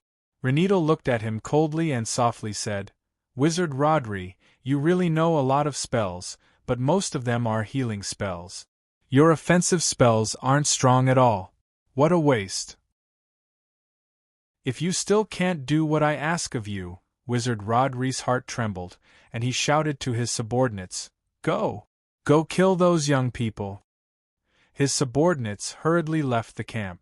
After they left, Renedal asked, I heard that mages are all learned scholars, and I used to wholeheartedly devote myself to a certain pitiful worm, so my understanding of the world isn't enough. I want to ask you a question. Please go ahead, Wizard Rodri replied. Who is the strongest person on this continent? Renedal asked. The strongest person? Wizard Rodri fell into thought. He thought for a bit, then replied, "The people of the World Valley are the strongest." Renedal appeared disgusted and said, "I used to think so as well, but now that the law behemoths have abandoned living beings, the people of the World Valley will have to endure the same amount of suffering as they received the favor of the laws. Please don't mention them, just tell me who is the strongest person in the current situation," Wizard Rodri replied. "In a situation where no one can use the power of laws, those who practice martial arts, those who train as knights, or those who specialize in firearms and weapons should be the strongest, as they don't rely too much on the power of laws." "What about mages like you?" Renedal asked. "Mages used to be very powerful, but now that they can't summon earth, water, fire, or wind, they can only use normal magic, which naturally greatly reduces their strength," Wizard Rodri truthfully replied. Renedal looked at him with a bit of disdain in her eyes. Wizard Rodri sensed something ominous and hurriedly said, "You have the power of fate, so of course you're the strongest in this era." Renedal didn't seem to notice his flattery at all. She simply glanced at the professionists in the camp and muttered, "So people like you are nothing but a bunch of weaklings." An inexplicable fluctuation appeared from her body, manifesting as the power of magic. The flames illuminated the night sky, giving off a scorching heat. Renedal stood within the flames and muttered, "Insects, all of you deserve to die." Boom! The flames erupted from her body, spreading in every direction. "No, Your Excellency, please spare me, I can become your servant," Wizard Rodri screamed in despair. Renedal didn't say anything else and let the countless screams and screams resound. The orange cat also didn't bother to watch any longer. She turned around and quickly ran back where she came from. At another location, Gu Qingshan's group was surrounded by the professionists. "What did you do to Renedal?" the boy shouted. "What did she do? Heh, why don't you take a guess?" A fierce-looking man smirked, but his eyes were filled with fear. The professionists all gave off killing intent as they raised their weapons and charged at the young people. "Stop, it was a misunderstanding," Gu Qingshan suddenly said. Not only did the professionists not stop, they even sped up. "Kill the males, leave the females. We'll kill them after we're done with them." "Got it," the professionists called out to one another. Gu Qingshan's calm gaze suddenly displayed killing intent. He stood still without moving, his left hand turned into a blurred image as he lightly slashed the necks of the three young people next to him. The three young people didn't even know what happened before they fell unconscious and fell to the ground. It was now that Gu Qingshan drew the Chao Yin sword and looked at the professionists charging at him. "I need a way to die that no one has ever seen before," the sword flashed. The professionists were sent flying. Gu Qingshan abruptly pulled his sword back. Chao Yin thaumaturgy, all crossing sea of bitterness. While they were still in the air, the wounds that were cut open by the sword abruptly widened as all the blood in their bodies were sucked out. All the blood gathered in the air and formed a giant sphere of blood. Their corpses fell to the ground. "Go," Gu Qingshan said. The giant sphere of blood turned into a flash of blood as it flew away, quickly disappearing without a trace. Only a single drop of blood was left, which Gu Qingshan dipped into with his finger. He turned back into the professionist's appearance, then took out the Samsara wicked mask and said, "Shanu, you stay here and watch over Shroud and these young people. I'm going to deal with Renedal." "Yes, Gongzi, be careful, her ability is very eerie," Shanu told him. "That's what I wanted to see for myself," Gu Qingshan replied. He unleashed the full power of a Star River Saint and abruptly leapt into the sky, heading deeper into the wilderness. In the night sky, intense wind howled as the scenery on the ground quickly faded away. In just a few breaths' worth of time, Gu Qingshan found Renedal. He descended from above, lightly landing in front of Renedal. Renedal stopped in her tracks. She had never seen such a person before. He was wearing a pure white mask. The only thing visible on the mask was a pair of long and thin eyes. Other than that, there was nothing else. The pair of eyes, one black and one red, gave off a very eerie feeling. Ah, you're quite strong. Renedal suddenly appeared interested. Gu Qingshan didn't say anything and drew the earth sword. Sensing his killing intent, Renedal's expression changed. You want to kill me? She abruptly vanished without a trace. Gu Qingshan released his inner sight, but couldn't find her no matter what he did. Orange sovereigns, ghostly shadow of night, how strange, he muttered. Renedal didn't have the jade gourd pendant adorable, but she could still use its power. This is going to be a lot harder to deal with than I thought. Gu Qingshan raised his sword. With a single thought, sky-high sword chi erupted from his body, manifesting as countless bolts of lightning that illuminated the sky like it was daytime. This strike contained the power of Earth's choice. About to cut apart the wilderness within a radius of several hundred miles. Renedal's voice suddenly came. I heard that the strongest professions right now are weapon-type professionists. That's true. When she appeared again, her eyes glowed with a blinding light. Gu Qingshan's heart tensed up and hurriedly charged forward with his sword. Clang, clang, clang, clang, clang, clang. Countless invisible blades appeared around him, and he slashed 36 times in a row. At the very next moment, Gu Qingshan blocked 72 strikes in a row, then drew the heaven sword in his left hand and swung both swords to block 144 strikes, all the way to 1,000 strike. Forgetting River Slash. Renedal had unleashed this Huang Quan divine skill. Gu Qingshan wielded his swords, both swords moving so fast that they were invisible, blocking the entire Forgetting River Slash. As he defended, he was secretly alarmed. She can even directly use a Huang Quan divine skill. That's a bit like Shanu, as long as I can do it, she can do it. But Ghostly Shadow of Night and Orange Sovereign Transformation, as well as borrowing Adorable's Spotless Jade, can completely disappear. Without Adorable's permission, Shanu wouldn't be able to borrow Spotless Jade. But Renedal can ignore Adorable's will and directly use it. That's a bit scary. After the Mind Sword divine skill was unleashed, it vanished from the void of space.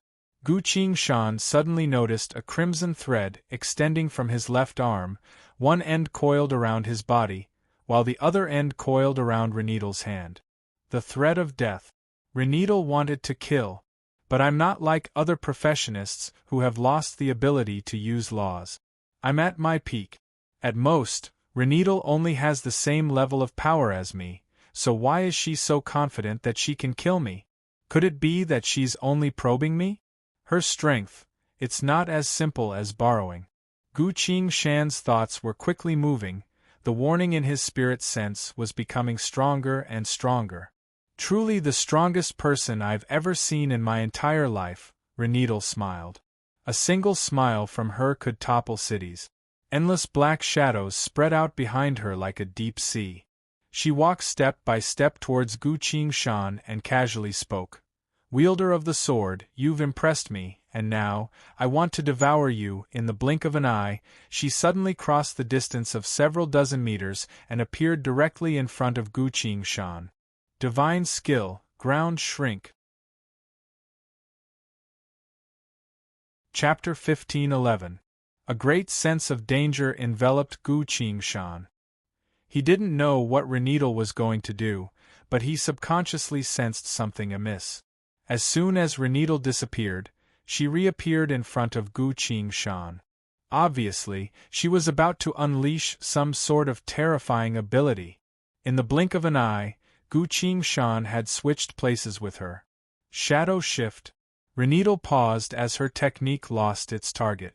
Behind her, Gu Qingshan had already turned around to stab her. Movement technique, I know it as well, Renedal shouted. The two of them switched places again. This time, Gu Qingshan's attack missed. But as soon as their positions switched back, Gu Qingshan had a bit more room to maneuver. Without the slightest bit of hesitation, he spun his swords in an arc and immediately activated a new sword technique. Heaven Sword Frost Edge, Earth Sword Parting Flame.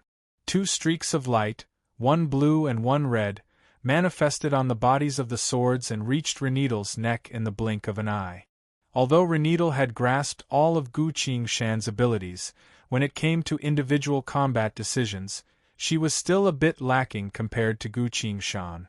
Against these two powerful divine skills, Renedal didn't dare to block them, so she turned into a white fog and disappeared. She reappeared several dozen feet away, observing Gu Qingshan with a confused expression. In the blink of an eye, both sides had already exchanged blows, but neither side was able to do anything to the other. Gu Qingshan was a bit moved. I've already used my full strength, but this was the result. Standing across from him, Renedal asked, "How interesting, this fog realm descent is a world technique, but the law behemoths don't care about living beings, so how are you able to use this world technique?" Gu Qingshan remained silent. He looked down, only to see the crimson thread that was coiling around his arm abruptly scattered, turning into countless threads that coiled around him. The threads of death had already bound him tightly. What other tricks does Renedal have up her sleeves? While Gu Qingshan was deep in thought, the girl in front of her spoke.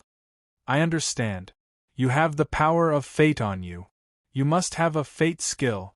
Gu Qingshan opened her mouth, but immediately stopped herself from asking. Now is not the time. Renedal didn't care whether he asked or not and continued, "Fate can't see through fate, so I can only use your ability. I still can't figure out how strong you are." Her expression became excited as she hurriedly said, "But this is also very easy to judge. I have never seen anyone whose strength I can't figure out, so you must be very strong, perhaps even the strongest person, so..." Darkness unfurled behind her, turning into an all-encompassing net. "I'm sure. You are the target that I must eat." Renedal's tone had become a bit frenzied. As if it was alive, the net quickly moved and weaved itself into a featureless black humanoid face. It opened its giant mouth and aimed at Gu Qingshan. Gu Qingshan immediately felt a sense of danger. The crimson threads coiling around his body were becoming denser and tighter, almost giving him a sense of suffocation. Gu Qingshan wanted to move, but found that she couldn't move at all. A line of glowing text quickly appeared on the war god UI. "Frowny face, you've been afflicted with a fate nightmare, temporarily unable to move." After skimming through, Gu Qingshan's thoughts quickly turned and abruptly said, "Your strength is truly astonishing, even I, the 7th strongest swordsman in the world, find it troublesome." Renedal's ability was about to be activated, but she froze when she heard this. The world, the 7th strongest? She stared closely at Gu Qingshan and slowly asked, "You're the 7th strongest swordsman in the world?" "Indeed, there are a total of 10 strongest swordsmen in the world, and I'm the 7th strongest swordsman in the world. People call me Red Wraith, an existence that everyone looks up to," Gu Qingshan replied without changing her expression. Renedal appeared disappointed without hesitation and muttered, "Red Wraith, huh? You're indeed very strong, but my goal is..." Renedal subconsciously stopped moving. After a few moments of silence, she suddenly asked, "Red Wraith, what is the strongest swordsman in the world called? And where is he?" Gu Qingshan replied in a low voice, "The strongest swordsman in the world called the Mara Heavenly King, who resides in the northernmost lands," Renedal replied. "But I heard that the northernmost lands are desolate and uninhabited," Gu Qingshan continued. "That's why peerless swordsmen like to stay there." Renedal didn't say anything, seemingly considering whether Gu Qingshan was telling the truth or not. But Gu Qingshan could sense that she had regained her composure, no longer acting as crazed as before. Even the faceless face behind her back was slowly fading away. This girl. No, this girl is still too young. She doesn't have any flaws, she simply doesn't understand the world very well, so she can easily mislead people. Perhaps this was her only weakness, and with the passage of time, even this weakness would disappear along with it. With that in mind, Gu Qingshan abruptly asked, "You clearly only have a single power of fate, how were you able to unleash that attack just now?" At the same time that he asked that, he had activated, "See you once again?" This ability wasn't normal, it was a unique ability obtained from the sacrificial dance. Reneedle appeared a bit dazed and replied, "The wings have already been torn apart, half of them belong to me, while the other half belongs to Dusk, but this tearing caused the power of fate to mutate. I also don't know what kind of power I currently have. It's very terrifying, I can't casually use it." Saying so, Reneedle returned to normal. She stared at Gu Qingshan, took a step back and said, "If you aren't the strongest swordsman, I think there's no need for us to continue fighting, because killing you would only waste my power." Gu Qingshan didn't say anything. "Shanu, come here." He couldn't move at all, so he silently muttered in his mind. On the other side, Shanu abruptly looked up, as if she sensed something. "Gongzi, wait for me." She leapt into the sky, turned into an autumn-clear blue sword, and crossed the boundless earth in the blink of an eye. Pft! The sword pierced through Gu Qingshan's chest, giving off a sharp sword phantom. "Lawbreaker!" Gu Qingshan instantly regained her freedom. Reneedle exclaimed in shock, "That's impossible! The Fate formation should be the strongest." Her aura had completely disappeared. Gu Qingshan drew the Six Paths Great Mountain Sword, held it in her hand and muttered, "Nothing is impossible, fate can also be changed." He lightly leapt forward, carrying an indescribable elegance as he flew towards Reneedle. As Reneedle looked at him, she found that no matter where she attacked from, she couldn't do anything. His killing intent was becoming thicker and thicker, quickly accumulating power, preparing to unleash it all at once. "If it's this sword, I might not be able to stop it." Reneedle gritted her teeth, decisively retreated into the white fog. But Gu Qingshan was already prepared, so how could she let her escape just like that? In an instant, a cold sword phantom pierced through the white fog and pierced through Reneedle's body. She uttered a cry of pain, but her expression was indifferent as she said, "The next time we meet, I'll definitely kill you." The white fog became even thicker. Gu Qingshan said, "You're going to die here today, we probably won't ever meet again, is that so?" "Unfortunately for you, my technique was still there. I'll be leaving first, I'll definitely take my revenge in the future." Following Reneedle's voice, a figure walked into the white fog and disappeared from Gu Qingshan's sight. Gu Qingshan looked at that figure, then at the body that her sword had pierced through. The white fog scattered. Gu Qingshan found that there was an unfamiliar corpse pierced through her sword. Chapter 15:12. Gu Qingshan lightly swung her sword, causing the corpse to roll to the ground. This was an unfamiliar corpse with a head full of white hair, its body was curled up into a ball, its body was cold and hard, clearly dead for a very long time. An old man. Reneedle couldn't stop the Six Paths Great Mountain Sword, so she left this old man's corpse behind to take the attack for her. Why did she store a corpse? Gu Qingshan suddenly recalled the giant featureless face that appeared behind Reneedle during the battle just now. Perhaps it's related to that terrifying featureless face. Combined with what Reneedle said before, this thing came from the mutated wings of fate. When I helped Little She take back one of the wings of fate, I didn't think something would happen during the process. Gu Qingshan's gaze turned grim.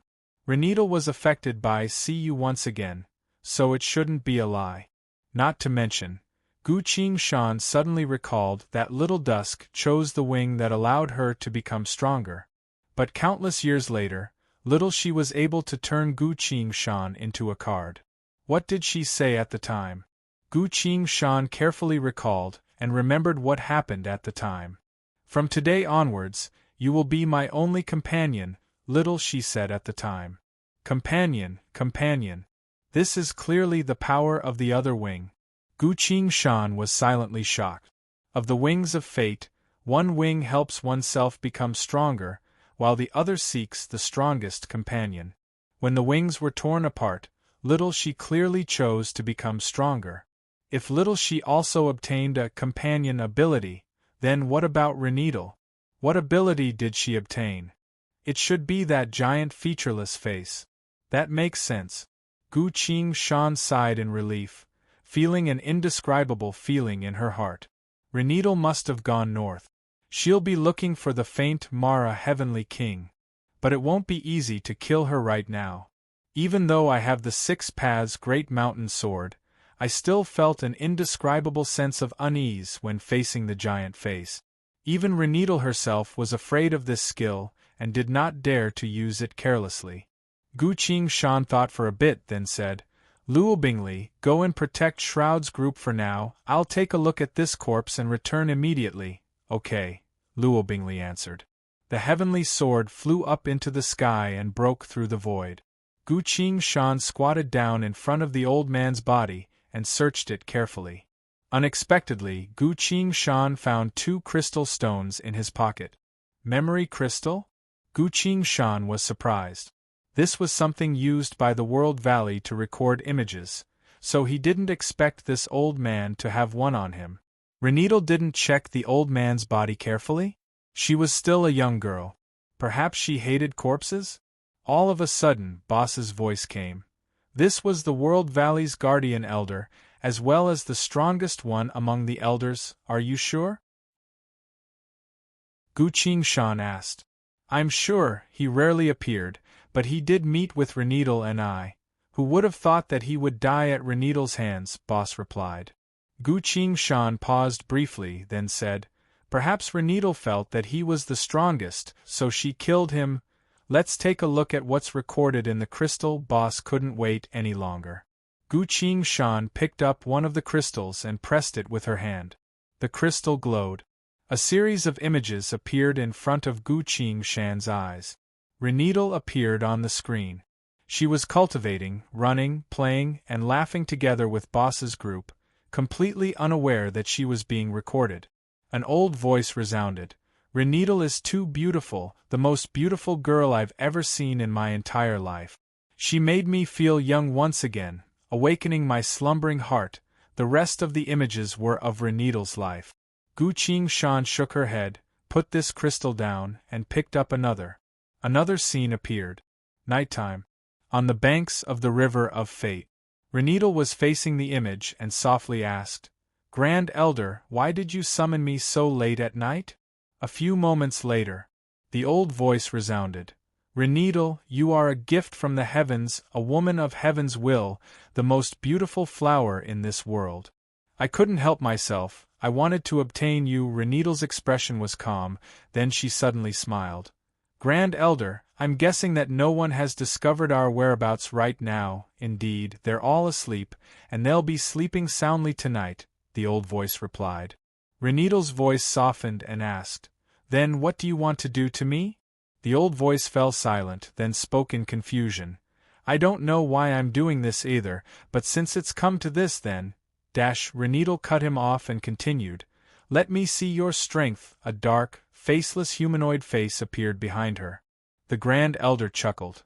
Naive girl, perhaps you don't understand, but I am the one standing at the peak of this world. Your little tricks are useless against me.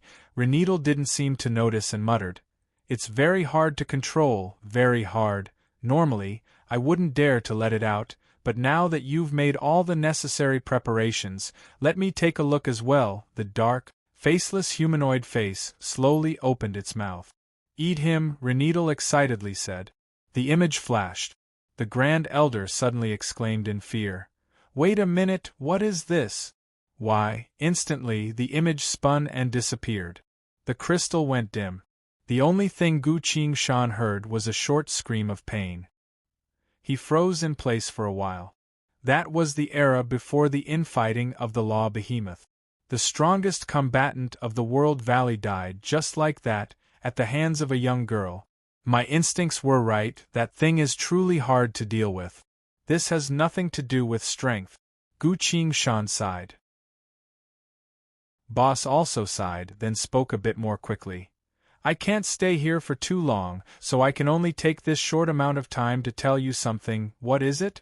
When I became the Lord of Infinite Origins, when I looked back at the past, I felt that this part of my memory was a bit blurry, as if I had forgotten a few things, Boss explained. What does that mean? Gu Qingshan asked.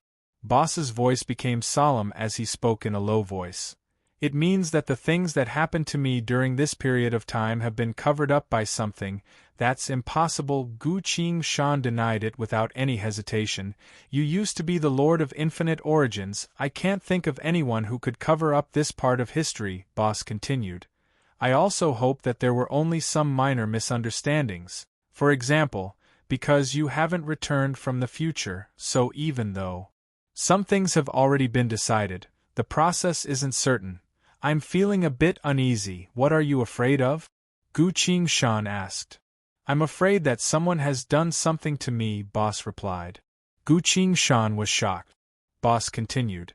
In history, at midnight today, which is right now, the laws will slowly return to normal, and the law behemoths will once again respond to the call of living beings.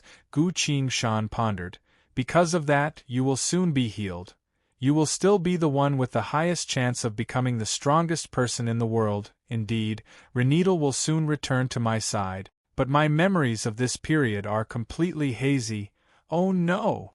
Gu Shan shouted, then continued. I'm going to watch over you right now. He was about to leave. Boss smiled and continued. Gu Shan, you will have to experience the next few days with me and help me see what exactly is going on in this memory. I'll hide the third sealing token on the last day of this period. The rest will depend on you. His voice faded away. Gu Shan took to the sky and flew towards where Shroud's group was. Invisible ripples began to spread between heaven and earth. The power of the laws was quickly recovering. At another location, Renedal had also noticed the unusual movements of the laws. She stopped on a northward path, tilted her head in thought for a bit, then slowly turned around. The laws are recovering. Seems like something unusual has happened. She turned towards Shroud's direction. Should I go see the strongest swordsman in the world, or should I return to where I came from and return to Shroud's side? Renedal didn't hesitate for too long. I wonder if he was killed by the people I sent. If he's still alive, he will definitely become the strongest. After receiving this answer, Renedal immediately turned around and flew towards Shroud's direction. Chapter 15:13. From the darkness, a woman was approaching from afar. She seemed like a fairy that came from the depths of the darkness, peerless and beautiful. She looked down at the empty wilderness with a strange expression on her face. Alive? Or dead? She muttered. Oh. The desolate wind continued to blow, the faint scent of blood lingered in the air, but it couldn't help her identify what exactly happened. Renedal scowled and muttered. I remember, that red wraith seemed to know a certain method of investigation. Her immense inner sight spread out from between her eyebrows and scanned through a radius of 100,000 miles. But she still found nothing. Strange, did they just disappear into thin air? Renedal doubtfully asked. She had directly grasped all of Gu Shan's abilities, and became a Star River Saint Realm powerhouse that wasn't at all inferior to Gu Shan.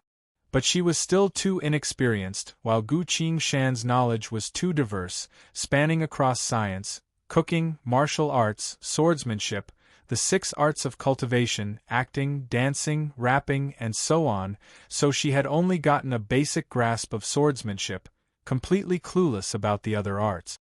She also wouldn't know that the Red Wraith she fought against earlier was Road. So she was destined to be unable to find Shroud and the other young people.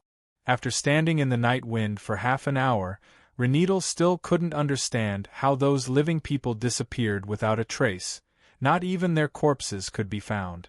At the same time, in the wilderness, a few miles away from Renedal, within the 36 concealment formations, Gu Shan was putting the corpses into her inventory bag. The 3 unconscious young people were still unconscious, unsure of what happened. Shroud was about to wake up. He let out a broken moan. How are you? Gu Shan asked in a low voice. Shroud opened his eyes, quickly sensing his current state. He smiled bitterly. I'm currently like a cripple. I've lost all of my powers. I never thought I'd be able to return alive. What's the situation in the Law Realm? Gu Shan asked. I can't say for sure either. The moment I got there, I saw an apocalyptic power filling the entire law realm. Those behemoths were attacking each other as if they had gone mad, and then, Shroud suddenly asked worriedly, "Where's Reneedle? How are the others?" Gu Qingshan's eyes flashed. The other 3 young men were unconscious not too far away from them, but Shroud couldn't sense them. It seemed that he had really lost his power. But now that the laws had been restored, his strength would return sooner or later as he recovered. Gu Qingshan said, "They're all fine. They've gone out to look for food. Among us, you're the only one who's in danger." Shroud's expression relaxed. Gu Qingshan asked, "What happened?" Shroud replied, "Do you still remember? I can hear all kinds of voices, and they are all telling me the same thing." The apocalypse, Gu Qingshan followed up. "Indeed, as soon as I entered the law realm, I hid in a certain corner to avoid those rampaging law behemoths," Shroud continued, "but I immediately heard those voices again. I noticed that the voices had become very clear, as if they were right in front of me. But among those voices, there was another unusual voice." "An unusual voice?" Gu Qingshan asked. "Indeed, I'm guessing that this voice didn't belong to those despairing voices, because it noticed me and told me to stop listening to those voices, as well as to not meddle in other people's business," Shroud replied. Gu Qingshan looked at him, feeling a bit confused. Was there another voice? This entire matter has gone beyond my understanding. Gu Qingshan sighed and asked, "Then how did you get injured?"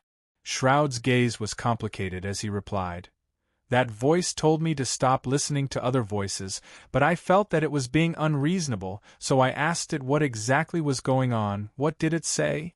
Gu Qingshan asked. "It said that those things were about to die, so they were all crowding outside the door, wanting to come in at any moment," Shroud replied. "And then?"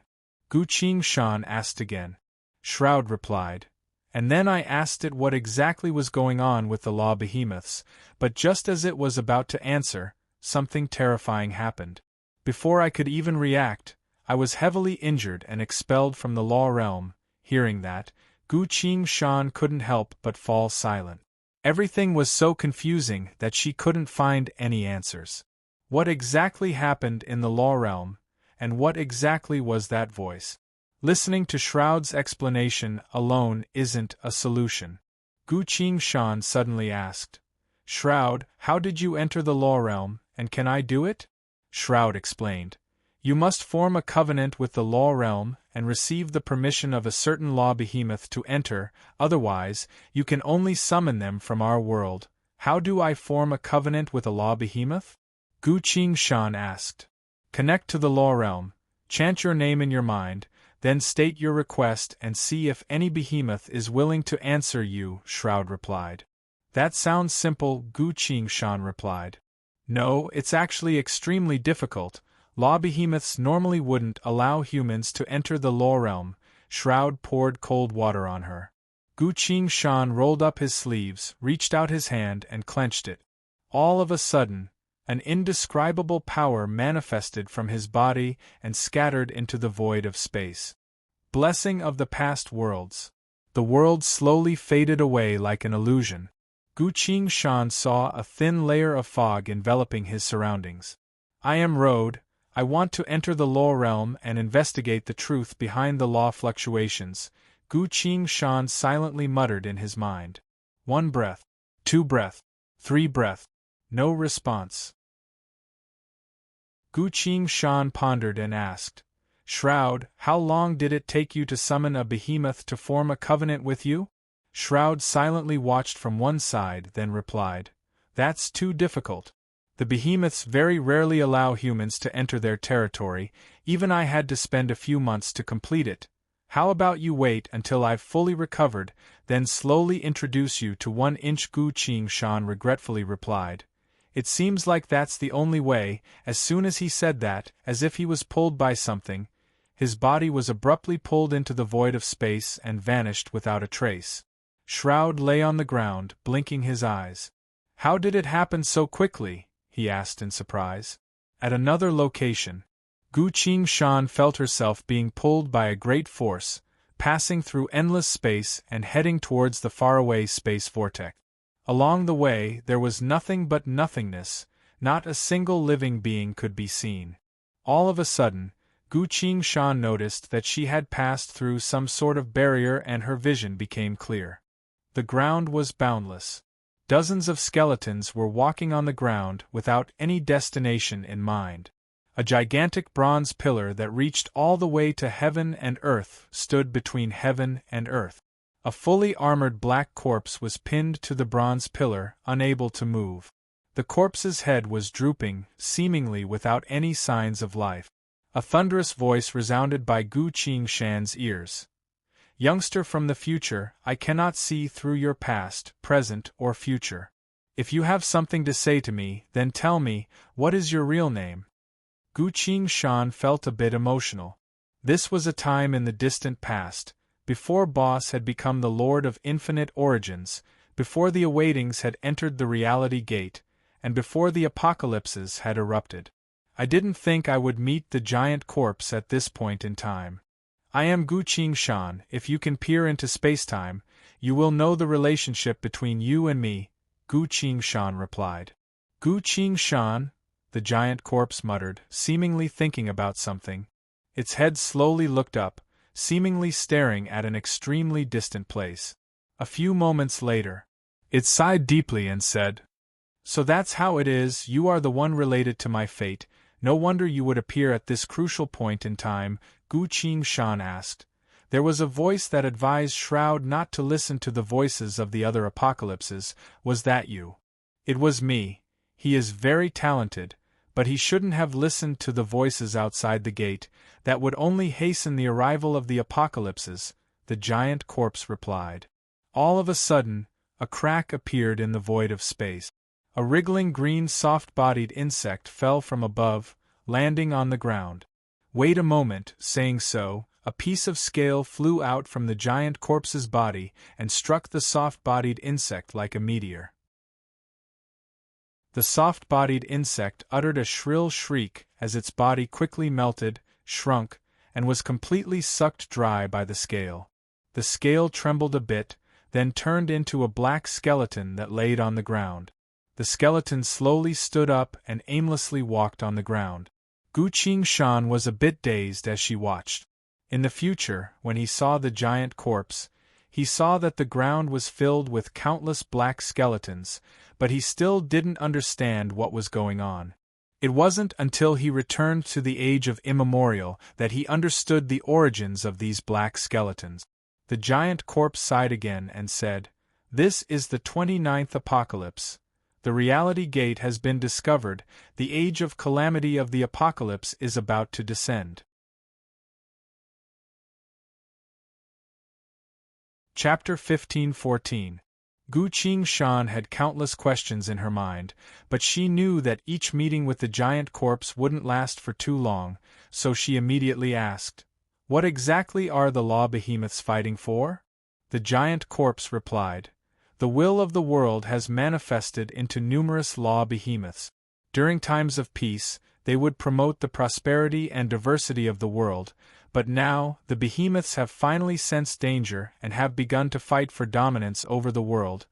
He seemed to chuckle and continued, "A cluster of flames contains the law of light, as well as the law of destruction. What is leading this cluster of flames? Is it light or destruction?" In the past, although the law behemoths had a bit of conflict between themselves, they were all small squabbles. But during the Age of Calamity, they needed to choose a ruler to lead all the behemoths and living beings against the apocalypse. Have they chosen one?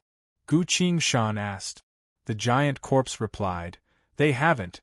After this period of fighting, they realize that, if they continue to fight like this, before the apocalypse even arrives, the world would already be riddled with holes. Then, ignore them, they will eventually find a suitable way to unify the power of the entire world." At this point, the giant corpse's tone became solemn.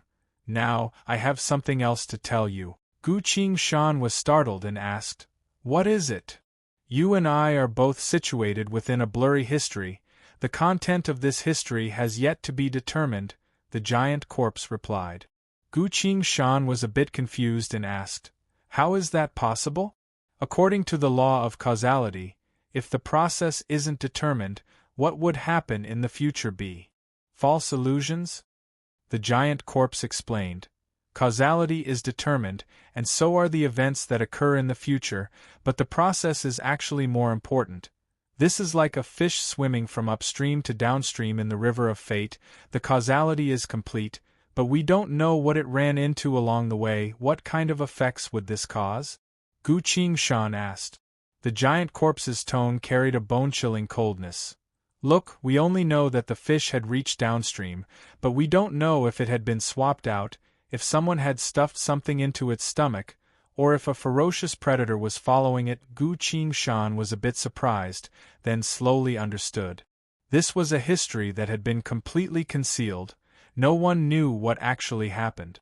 Later on, Renidal killed all the gods and went to the dusty world. After the inner plane was destroyed, terrifying monsters of unknown origins took over that place. Boss's body was split in half.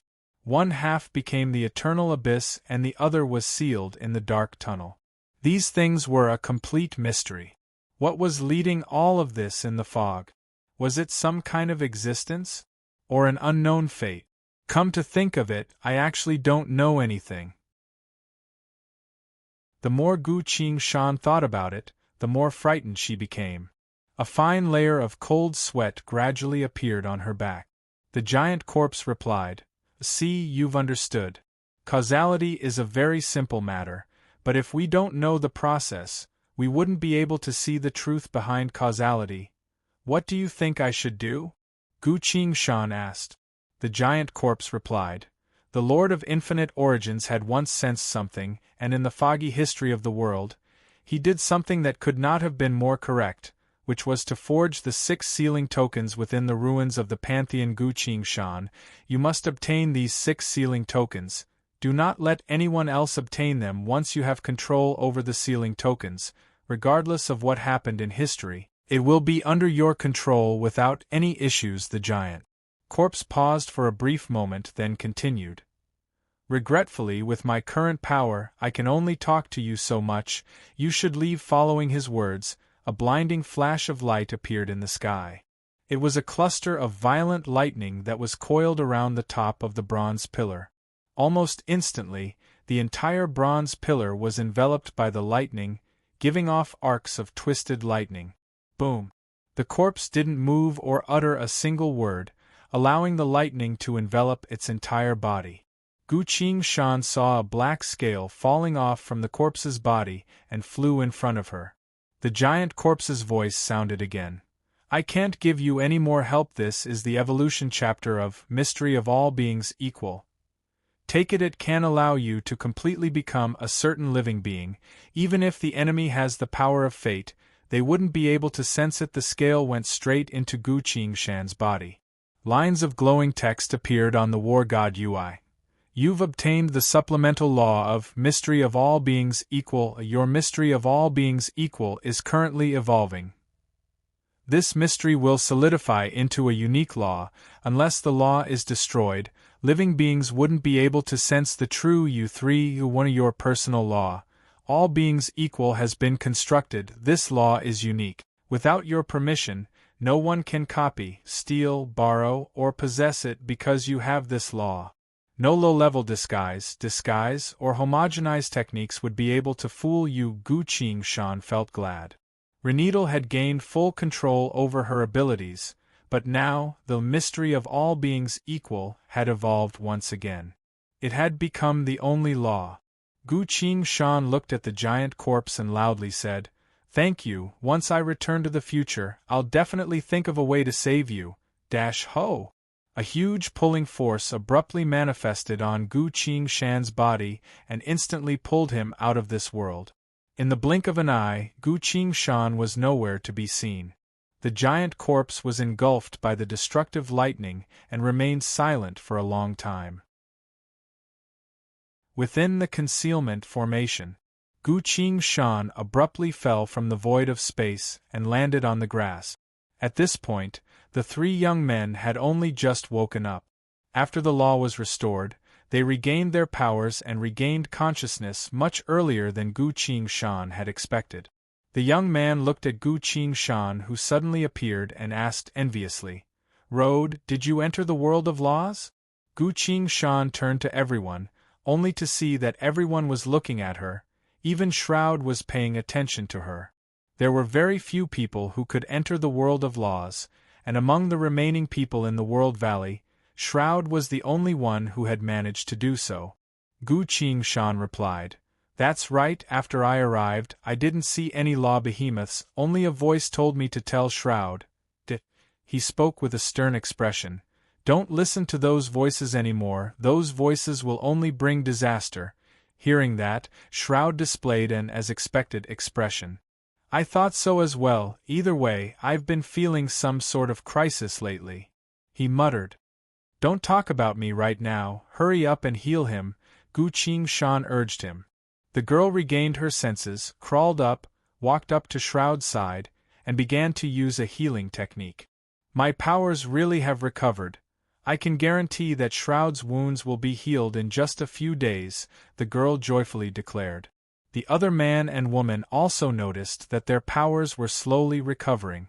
Having received sufficient healing, the pained expression on Shroud's face disappeared, then he tiredly closed his eyes, seemingly preparing to sleep for a bit. Seeing that, the others didn't say anything else and cautiously remained in place. Suddenly, Shroud opened his eyes again and looked at Gu Qingshan. "What is it?" Gu Qingshan asked. "Road, since you were able to enter the world of laws, you must have attracted the attention of the law behemoths. Logically speaking, one of them should have come to form a covenant with you, so why hasn't there been any activity yet?" Shroud doubtfully asked. "Ahaha, I actually didn't hold much hope in this matter." Gu Qingshan tried to act dumb. "The giant corpse had directly dragged me into that obscure world, so I didn't really stay in the world of laws. Perhaps it was because of this that the law behemoths didn't pay any attention to me?" Shroud replied. "That's not right. As long as you entered the world of laws, the behemoths would definitely notice. The key is which behemoth would favor you." At this point, Gu Qingshan was a bit interested. "Shroud, which law behemoth did you form a covenant with?" he asked. "The one who formed a covenant with me was a behemoth manifested from the law of radiance.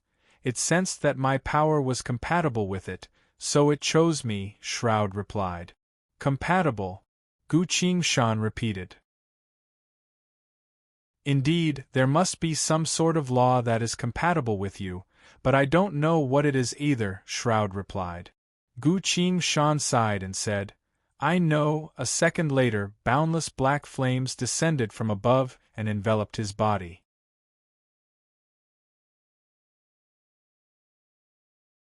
Chapter 15:15. Black flames drifted endlessly around Gu Qingshan's body. He stood in the middle of the flames, staring at the empty wilderness, as if he was staring at something. He appeared to be a bit lost. "What is it?" Shroud asked. Gu Qingshan's lips twitched a bit, then finally asked, "What do the law behemoths look like?" Shroud replied, "Various humanoid, wild beasts, flowers and grass, stars, elemental beings, so on and so forth. However, the phenomenon on your body is a black flame, which usually represents 3 different laws." "Which 3?" Gu Qingshan asked. Shroud replied with a bit of interest. "Darkness, destruction, and death. I'm currently heavily injured, so I can't help you enter the world of laws to see which one is descending. But remember, when they arrive, you have to respectfully address them as overlords. After all, these behemoths are law life forms born from the awakening of the world origin." Gu Qingshan closed her eyes and replied, "Overlord? I'll keep that in mind," Shroud continued. "I've met 2 of the 3 overlords. The Overlord of Darkness is a man who can transform into a lion. The Overlord of Destruction is an elemental life form. When you enter the world of laws and see a burning black volcano, that's it." Gu Qingshan continued to ask, "What about the law of death?" Shroud paused a bit, then replied, "Living beings cannot look directly at death. Unless the Overlord personally appears, you cannot seek it out. This is a rule that living beings must abide by. However, I've heard from other law behemoths that the law of death manifests as a humanoid lifeform wearing a cloak. Gu Qingshan paused briefly, then said, "I'm going." He abruptly disappeared in front of everyone's eyes. The young boy sighed in admiration. "Ha, when will I be able to enter the world of laws and form a covenant with the Overlord?" Shroud smiled and said, "Atli, now that the laws have recovered, why don't you train your ability to communicate with the world of laws?" Atli nodded. "You're right, I need to quickly grow stronger. If Reneedle were to face an enemy again, I wouldn't be hiding in the back." Shroud was surprised and asked, "What do you think happened to Reneedle?" Atli replied, "When you fainted, someone came to attack us. Reneedle led them away." "What?"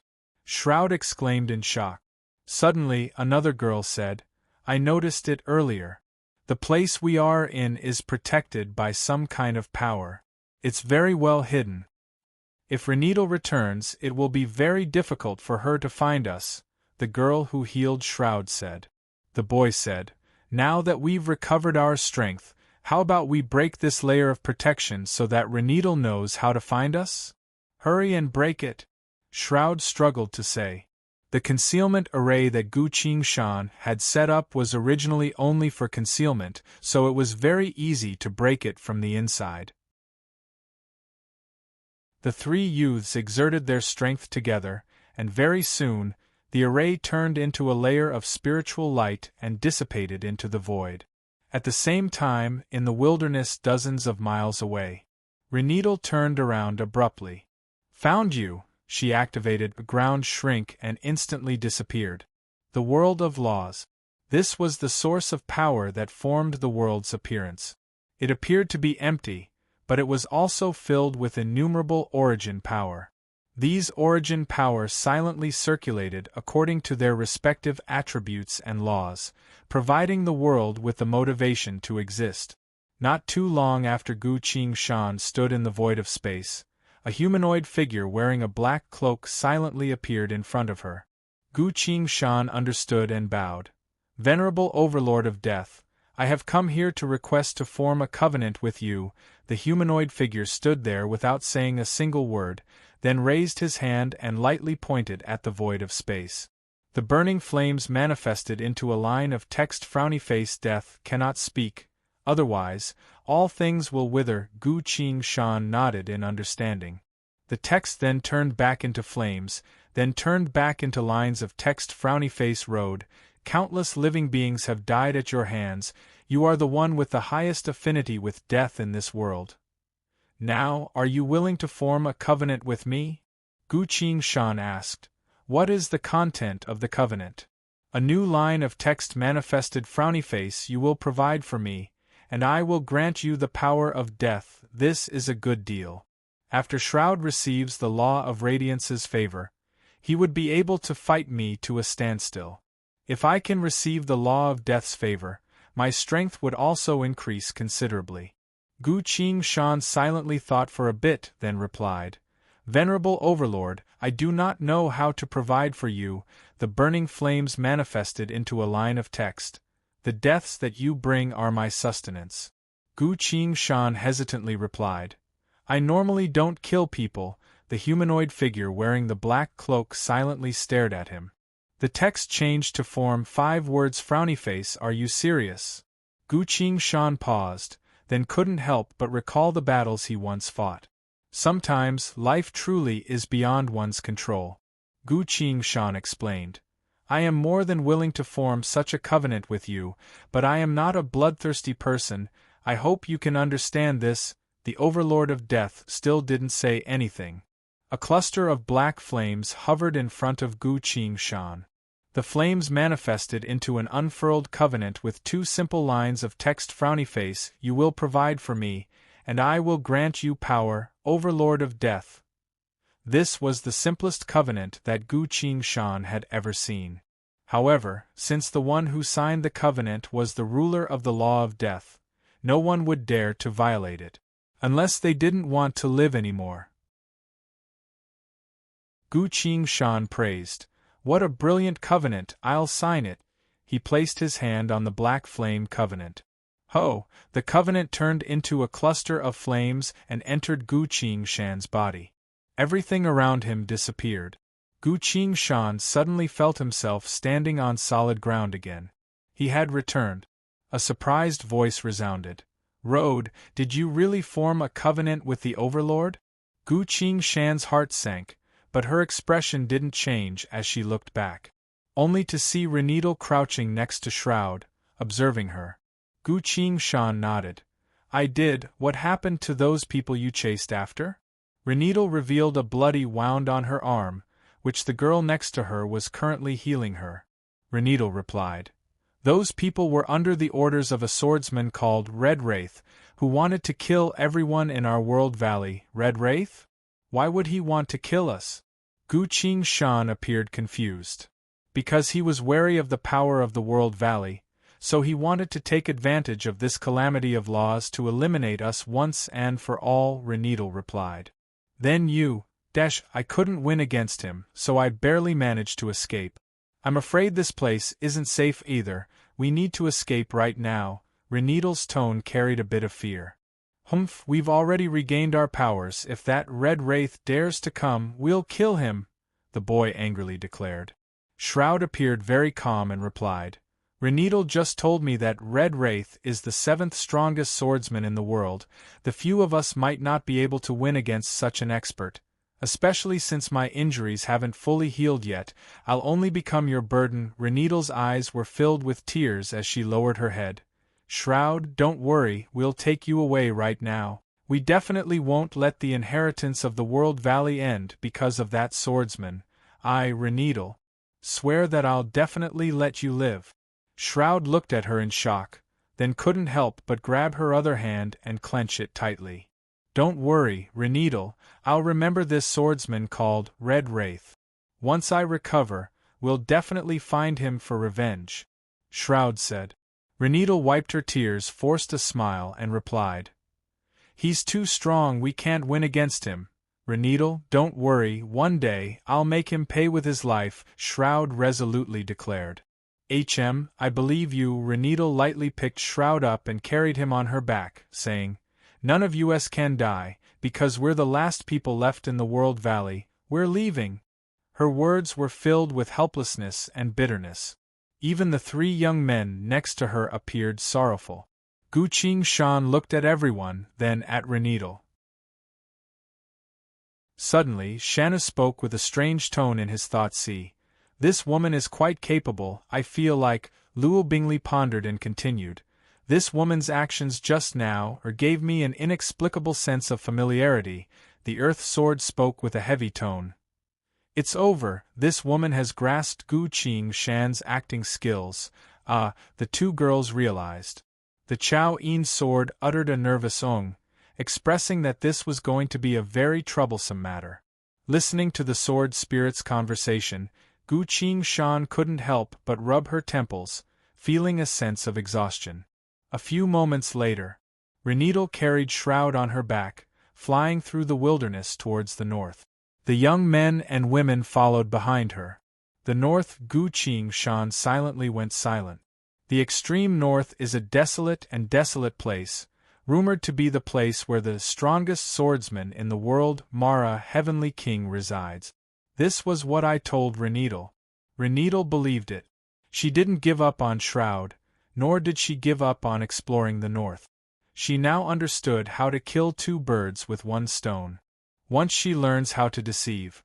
No, I should say, once she gradually grasps the art of strategic speech, wouldn't she become even harder to deal with? Could it be, during the age of immemorial, this terrifying woman became so terrifying by learning my skills? Gu Qingshan silently thought, feeling a headache coming on. No, I have to solve this problem as soon as possible. While flying along with the group, Gu Qingshan was thinking of a way to deal with this. Behind him, a cluster of black flames flickered faintly. Chapter 15-16. They headed north. The law behemoths had given up on killing each other. The world slowly returned to normal. Since Shroud was injured, everyone was moving very slowly. Fortunately, The professional healer girl had fully recovered her strength and would heal Shroud every hour. In just half a day, Shroud's injuries had already improved. "Thank you, little Epta," Shroud said gratefully. "It's fine, I hope you'll recover soon." The girl wiped the sweat off her forehead and said. Her name was Epta, the youngest girl among the 6 of them. The 6 of them: Rode, Shroud, Atli, Reneedle, Epta, and Scarlet. 3 males and 3 females. Among the 3 girls, Reneedle was the strongest, Epta was a healer, and Scarlet was a support fighter. Noon. The 6 youths stopped and found a shady spot to rest for the time being. "I'll make something to eat," Gu Qingshan said. Rode's cooking skills were quite decent. No one had any objections. Reneedle, on the other hand, pondered a bit and stood up. "How about I help as well? I also seem to know a bit about cooking, and I'm quite proficient in it as well." Gu Qingshan happily said, "All right, I'll go hunt a cute little deer. I'll skin it later, you can help me disembowel it." A cute little deer. Disembowel. Reneedle recalled that scene and silently gave up on her culinary skills. "Cooking is actually a boring task, why should I waste my precious time and effort on it?" she said with a natural expression. "Rode, I think it's better if you do it, I should still take care of Shroud." Gu Qingshan was a bit surprised, then said, "That's true, Shroud's safety is the most important, you take care of him, I'll go hunt." Seems like even though she obtained all of my skills, she's still not me. Some things are suitable for me, but not necessarily suitable for her. Earlier, she devoured the Grand Elder's power, so what exactly is going on with her now? There are 2 possibilities. 1. She has both the Grand Elder's and my powers. 2. She has lost the Grand Elder's power and only has my own. If it's the first possibility, that would be terrifying. If it was the second answer, he had to think of a way to make her give up her power. Gu Qingshan pondered as she walked into the wilderness. Scarlet couldn't help but shout behind him, "Can you not catch cute little deer?" Epta also showed a hopeful expression. Gu Qingshan replied without turning her head, "Fine, then we won't have venison for lunch." Without waiting for the girls to relax, he added, "We'll eat cute rabbits instead." As soon as he finished speaking, he moved and flew toward the wilderness. Epta and Scarlet froze in place. "A cute rabbit. Please don't say it like that, okay? If you say it like that, who can bear to eat it?" "Ah, that Rode is really despicable," Epta said through gritted teeth. "Really, no wonder he was able to form a covenant with the Overlord of Death," Scarlet commented. Hearing this, Reneedle was stunned. She seemed to have thought of something and looked down at Shroud, asking, "How do you feel?" Shroud replied, "Much better, I can sense the power of the law of radiance helping me repair my body. I should be able to fully recover in about a day and a half." Reneedle smiled satisfyingly and stroked Shroud's face. "That's great, are you worried about me?" Shroud asked. "Of course, you're extremely talented, so you'll definitely become the strongest in the future." Reneedle didn't try to hide it at all. Shroud's lips curled up a bit, his eyes filled with a warm smile. Reneedle softly asked, "Shroud, the Overlord of Death among the Lords of Formations, what level of power does he have?" Atli was currently cultivating on the side, so he opened his eyes and cut in. "I remember the Elder saying that the Overlords should be roughly equal in power." Shroud and Reneedle exchanged glances. Shroud sighed, then said, "Very well, since we're the only ones left in the World Valley, I might as well tell you about it. The Elder said that because he didn't know which Overlord we would sign a covenant with in the future, he was afraid that we would know too much and neglect a certain Overlord, leading to unnecessary trouble. There are differences in the power of the Overlords. For example, among the Overlords of Combustion, the law of destruction would naturally be the strongest, and the law of destruction would naturally be stronger. Or for example, among the Overlords of Growth, the law of recovery and healing would naturally have powerful effects, but in terms of fighting strength, they would be inferior to the law of evolution." This was the first time the young people had heard of such a truth, so they were a bit confused.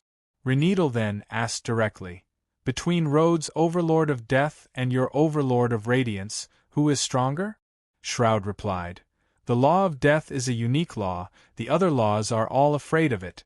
The law of radiance is the exact opposite, the majority of laws desire to get close to it. The power of these two law lifeforms is actually on par with each other. In other words, the two law lifeforms are equally powerful? Reneedle pursued the question. Indeed, both of them are very powerful, and they would greatly improve both Rhodes and I, Shroud confirmed. Reneedle fell into thought. Atli said, but Shroud had already entered the realm of laws, his talents would ensure that he would go even further than Rhodes, Epta scoffed. Indeed, a contractor like Shroud would receive a lot of Overlord's care and help, unlike Rhodes who can't even cook a meal without making others happy, Scarlet also nodded. Reneedle thought for a bit, then finally smiled. That's true, you can't only consider the Overlord, in truth, the talent of the person who signs the covenant will also determine their final achievements. She turned to Shroud, her gaze slowly becoming gentle. At another location, Gu Qingshan had climbed over a small hill and landed on the branch of a large tree.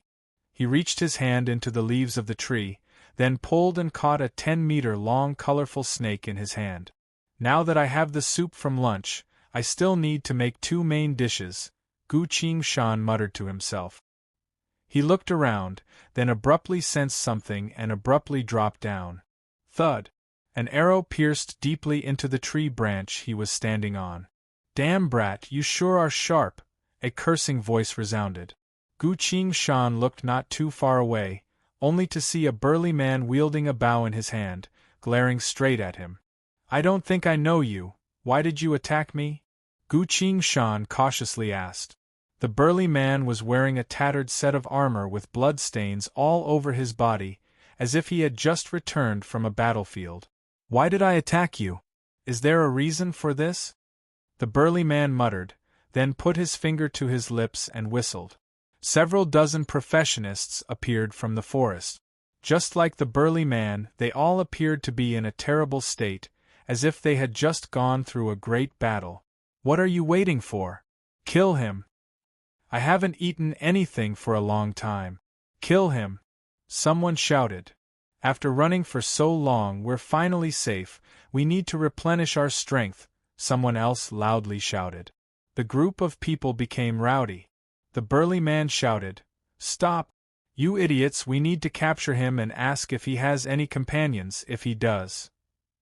He didn't finish his sentence, but everyone else understood. Their voices went silent. The burly man cleared his throat and looked at Gu Qingshan. Brat, do you want to live? Gu Qingshan's gaze swept through these people and chuckled.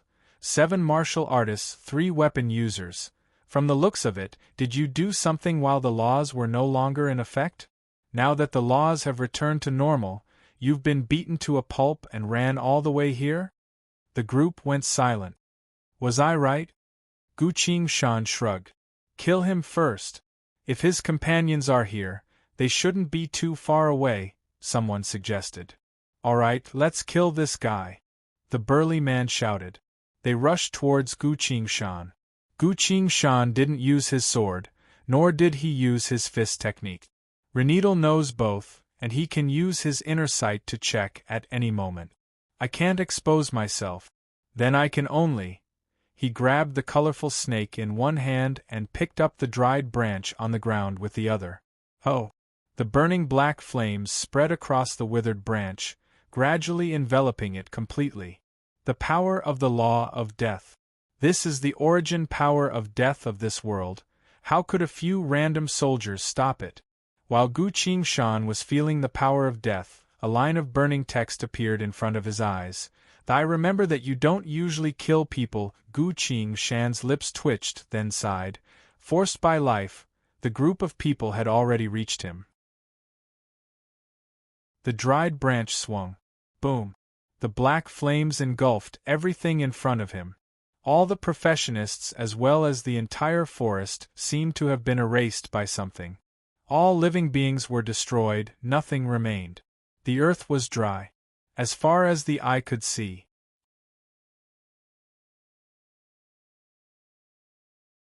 Chapter 15-17. The black flames howled as they flew away. The vast expanse of land had become completely dry and scorched, displaying a deep grayish-black color. Gu Qingshan lightly leapt up and looked into the distance.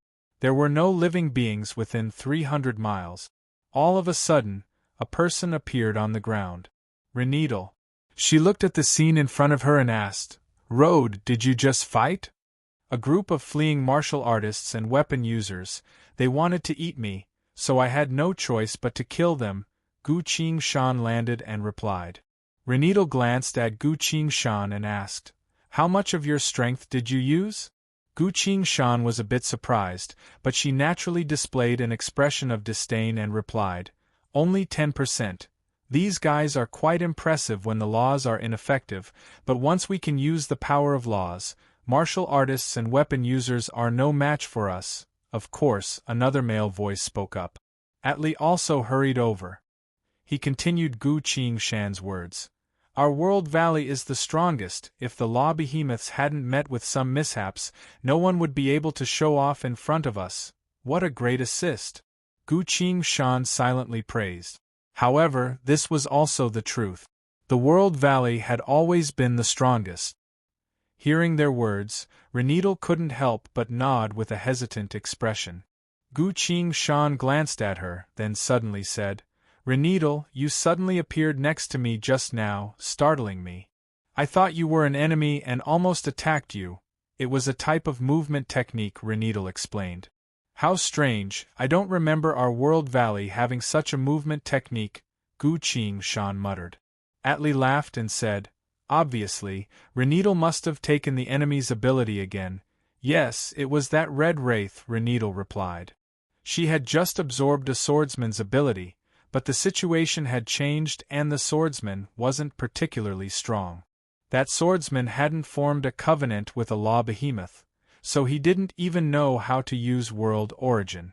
Even if that person was the 7th-rank swordsman in the world, if he did not know how to use the power of the laws, he would not be qualified to be called an expert. Gu Qingshan looked at her. Was her hesitation because of this? Gu Qingshan smiled and asked, "What's wrong? Do you really think that swordsman Red Wraith can match the power of the laws?" "Of course not. I'm just guessing how strong the strongest swordsman in the world is," Renedal said. She looked into the distance, as if she was daydreaming about something. Gu Qingshan's heart gradually calmed down. Renedal must have looked down on the number 7 under heaven, swordsman. At the same time, when she looked at each of Gu Qingshan's abilities, she would subconsciously have a thought. This kind of ability can only be ranked 7th among all the swordsmen in the world. But in Renedal's eyes there was only the world's number 1, only the strongest. Due to this prejudice, she naturally wouldn't try to understand and utilize those abilities. Gu Qingshan continued, "I believe that in the long run, Shroud will definitely become stronger than those swordsmen in the future." Atli and Renedal both nodded. "Indeed, although I have Red Wraith's abilities, I've never liked swords or swordsmanship, so I couldn't win against him and could only run away," Renedal replied. Gu Qingshan slowly said, "You need an ability that suits you, for example, your Law of Death or Shroud's Law of Radiance," Renedal replied. Her gaze met with Gu Qingshan's. The two of them fell silent. Gu Qingshan saw a crimson thread of death emerging from Renedal's body, one end coiled around her hand, while the other end flew towards her and coiled around her hand. Behind Renedal's back, heavy and gloomy threads began to manifest, as if some sort of gigantic creature was wriggling inside. This manifested power of fate was something Gu Qingshan could see, but Atli couldn't. Renedal had already decided to kill. Now that Shroud was heavily wounded, he had no idea what was going to happen here. With Renedal's strength, it was easy for her to conceal everything. The atmosphere abruptly changed. Renedal squinted her eyes. She seemed to be preparing. "Ahahaha!" Gu Qingshan suddenly laughed. "What are you laughing at?" Renedal asked. Gu Qingshan shook her head and continued to laugh. If Renedal could absorb everyone's power and use it for her own, Why would she need to say such a thing? Before, when Reneedle was kidnapped, she used those people's own power to defeat them. I felt that killing them all at once would be too easy on them, so I used their boss's power to kill his assistant, then used the assistant's power to kill the squad leader, then used the squad leader's power to kill the lackeys. She openly said so at the time. She had also used this playful method to kill the enemies. Then, why wasn't this playful method using their boss's power to kill everyone, but instead slowly weakening them? Furthermore, she had already devoured the Grand Elder. She had the Grand Elder's power, but hadn't used it yet. Earlier, it was because of the chaotic battle between the law behemoths, but now that the laws had returned to normal, she wanted to find the power of the laws from Road and Shroud. Why didn't she continue to use the Grand Elder's law power? The answer was clear. She could only absorb the power of a single entity at a time. Gu Qingshan suddenly understood and smiled. You don't know what you have to do after forming a covenant with the Overlord of Death, Reneedle paused. That's right, I can obtain everything from the other party, including his covenant. But since I obtained his covenant, I have to accept the rules of the covenant. After all, the power I obtained came from the Overlord of Death. This was karma. Karma was a part of fate, something that even she couldn't escape from. What did the Overlord of Death ask you to do? Reneedle asked. I'm only interested in killing, that's why the law of death is so close to me, Gu Qingshan replied. Reneedle asked in surprise. Your ability requires killing to activate? Indeed, I must provide for death. Only then will death grant me power, Gu Qingshan replied. As soon as he said so, a deep black flame flickered behind him. Reneedle and Atli both turned to look. The laws had responded to Road's words.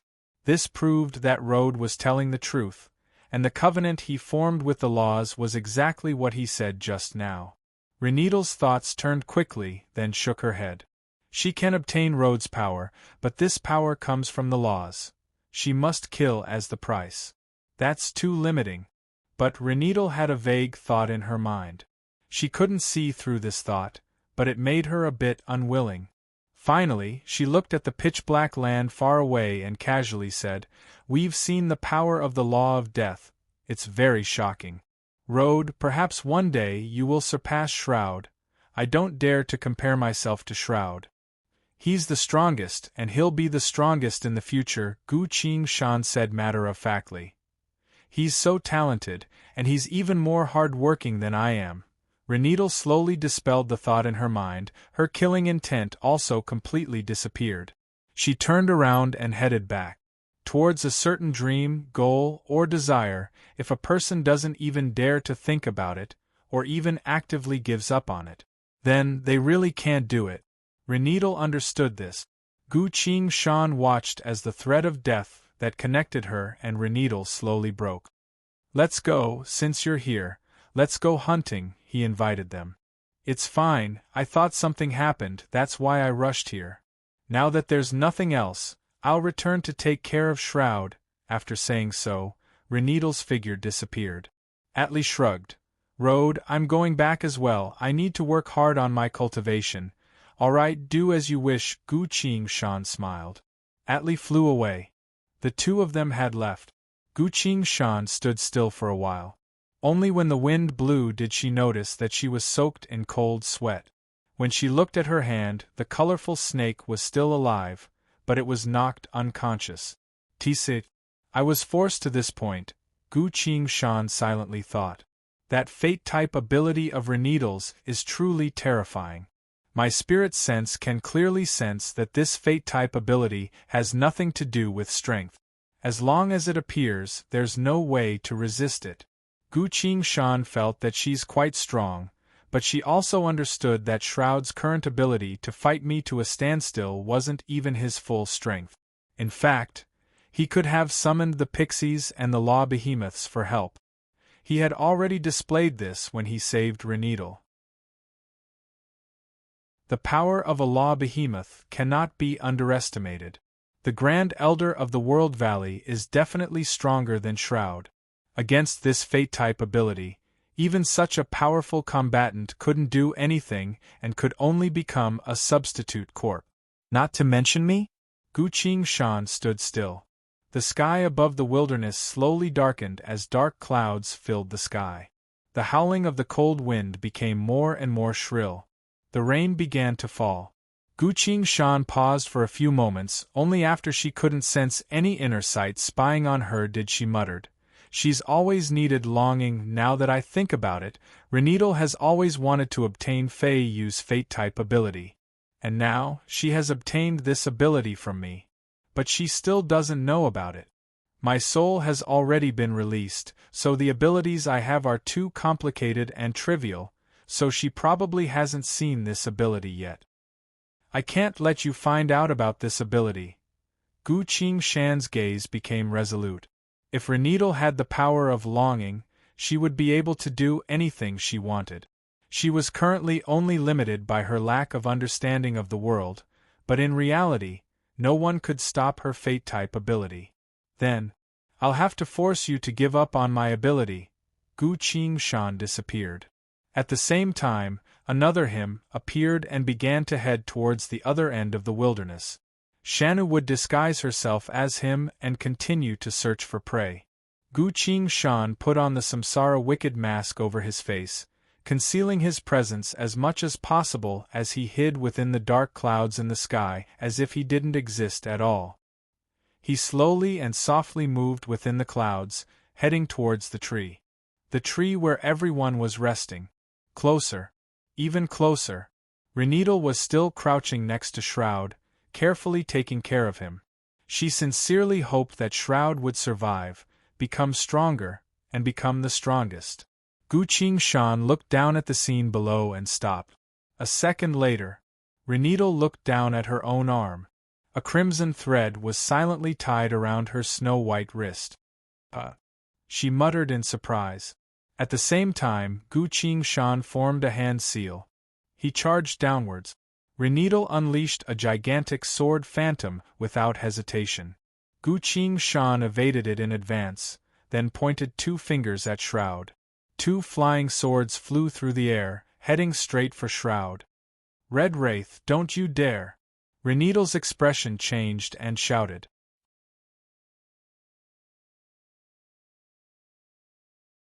Chapter 15-18. Everything happened in the blink of an eye. The 2 swords flew through the void of space like 2 streaks of lightning. "Ha!" Renedal shouted and leapt into the sky to receive the 2 sword phantoms. Her hands turned into 2 blurred images as she unleashed a series of crescent-white sword phantoms from thin air. Ki! The 2 flying swords were stopped. Renedal immediately activated her fate power. In the blink of an eye, a certain giant featureless face silently manifested behind her. In that split second, the 2 flying swords drew beautiful arcs, went around her, and headed straight for Shroud. Renedal was both shocked and furious. If Red Wraith's target was her, she wouldn't have panicked so much.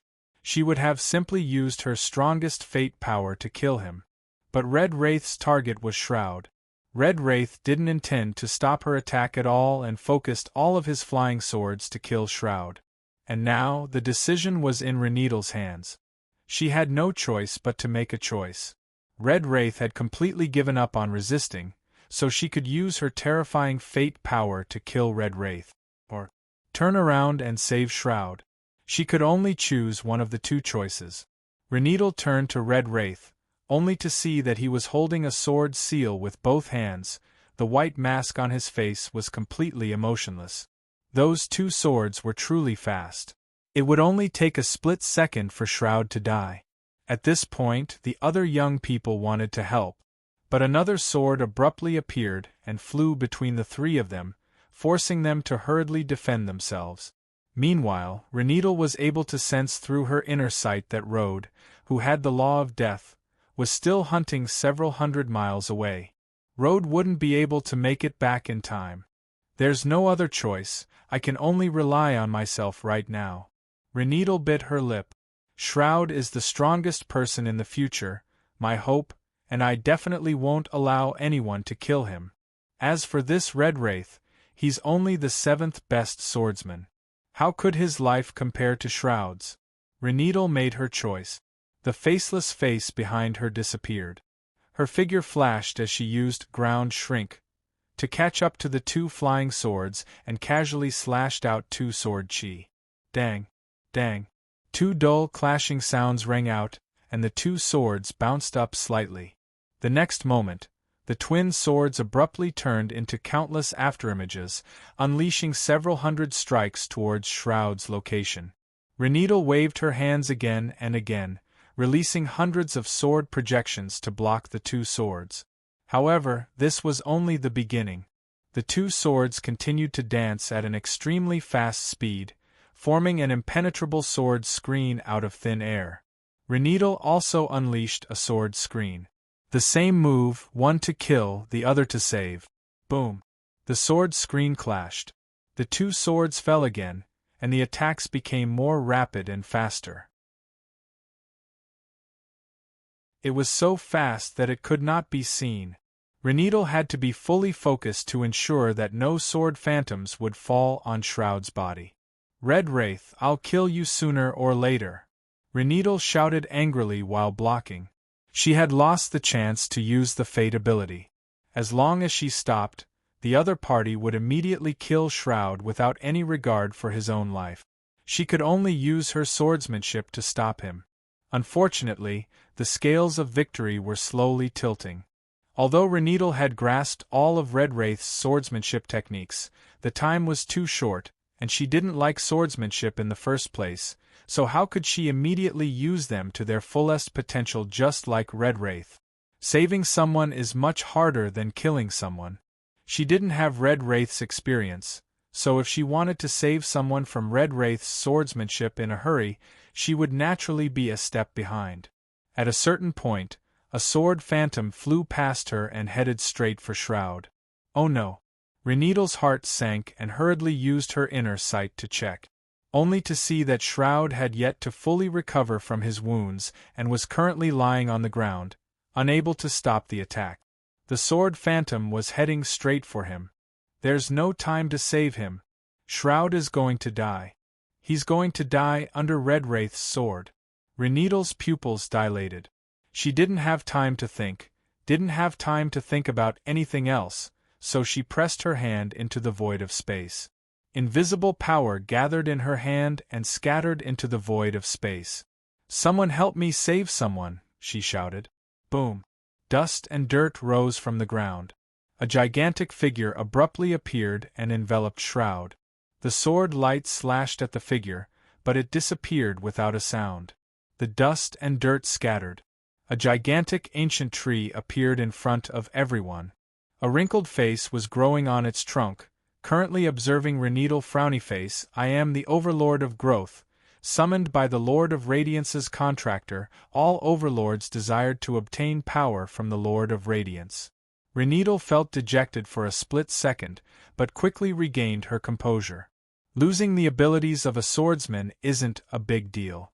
Now that I have Shroud's abilities, I can summon law behemoths and unleash powerful killing blows. This is the only way to fight against Red Wraith. Reneedle loudly said, Please take care of the wounded person, leave the rest to me. Got it, the ancient tree replied. It extended its branches to wrap around Shroud and placed him in its bosom. Reneedle sighed in relief. Shroud is safe. It's time for Red Wraith to die. Reneedle's eyes were bloodshot as she abruptly looked up at the sky. There was nothing in the sky. Red Wraith, who was unleashing a torrent of attacks just a second ago to kill Shroud, had already disappeared without a trace. Its ground shrink, Reneedle muttered, then released her inner sight to search for his whereabouts. But there was no inner sight. She froze for a second before realizing what was going on. I've absorbed all of Shroud's power. And now, I can no longer unleash Red Wraith's abilities. Humph, do you think you can escape? Reneedle clasped her hands together and chanted.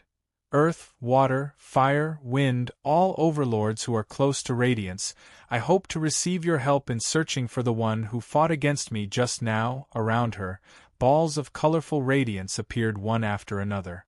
These clusters of light shined upon one another, converged, and seemed to be communicating with each other before finally disappearing.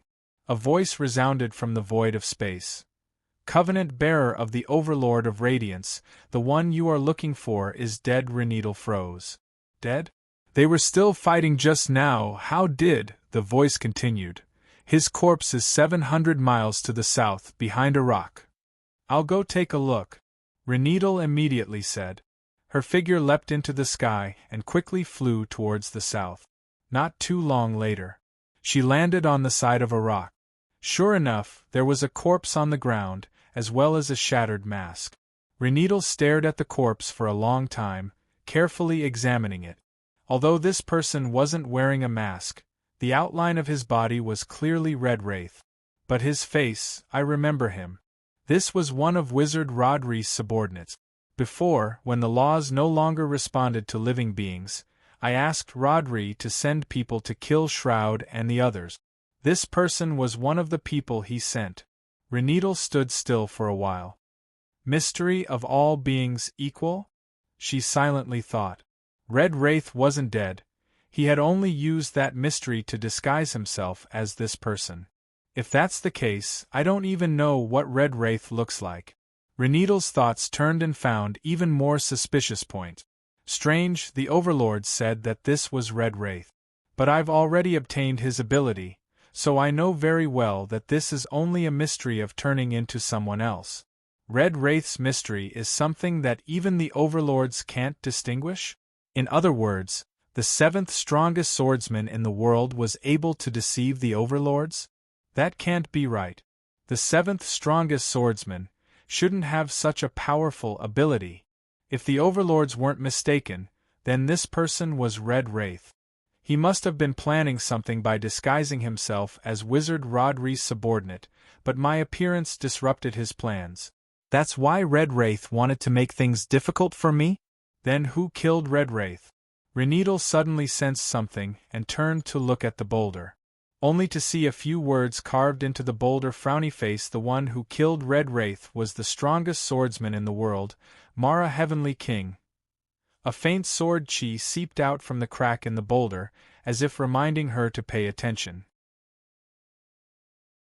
Renedal looked at the corpse, then at the words carved on the boulder.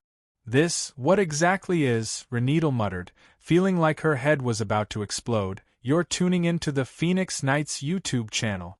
Don't forget to subscribe and join us on this journey to catch the most captivating stories.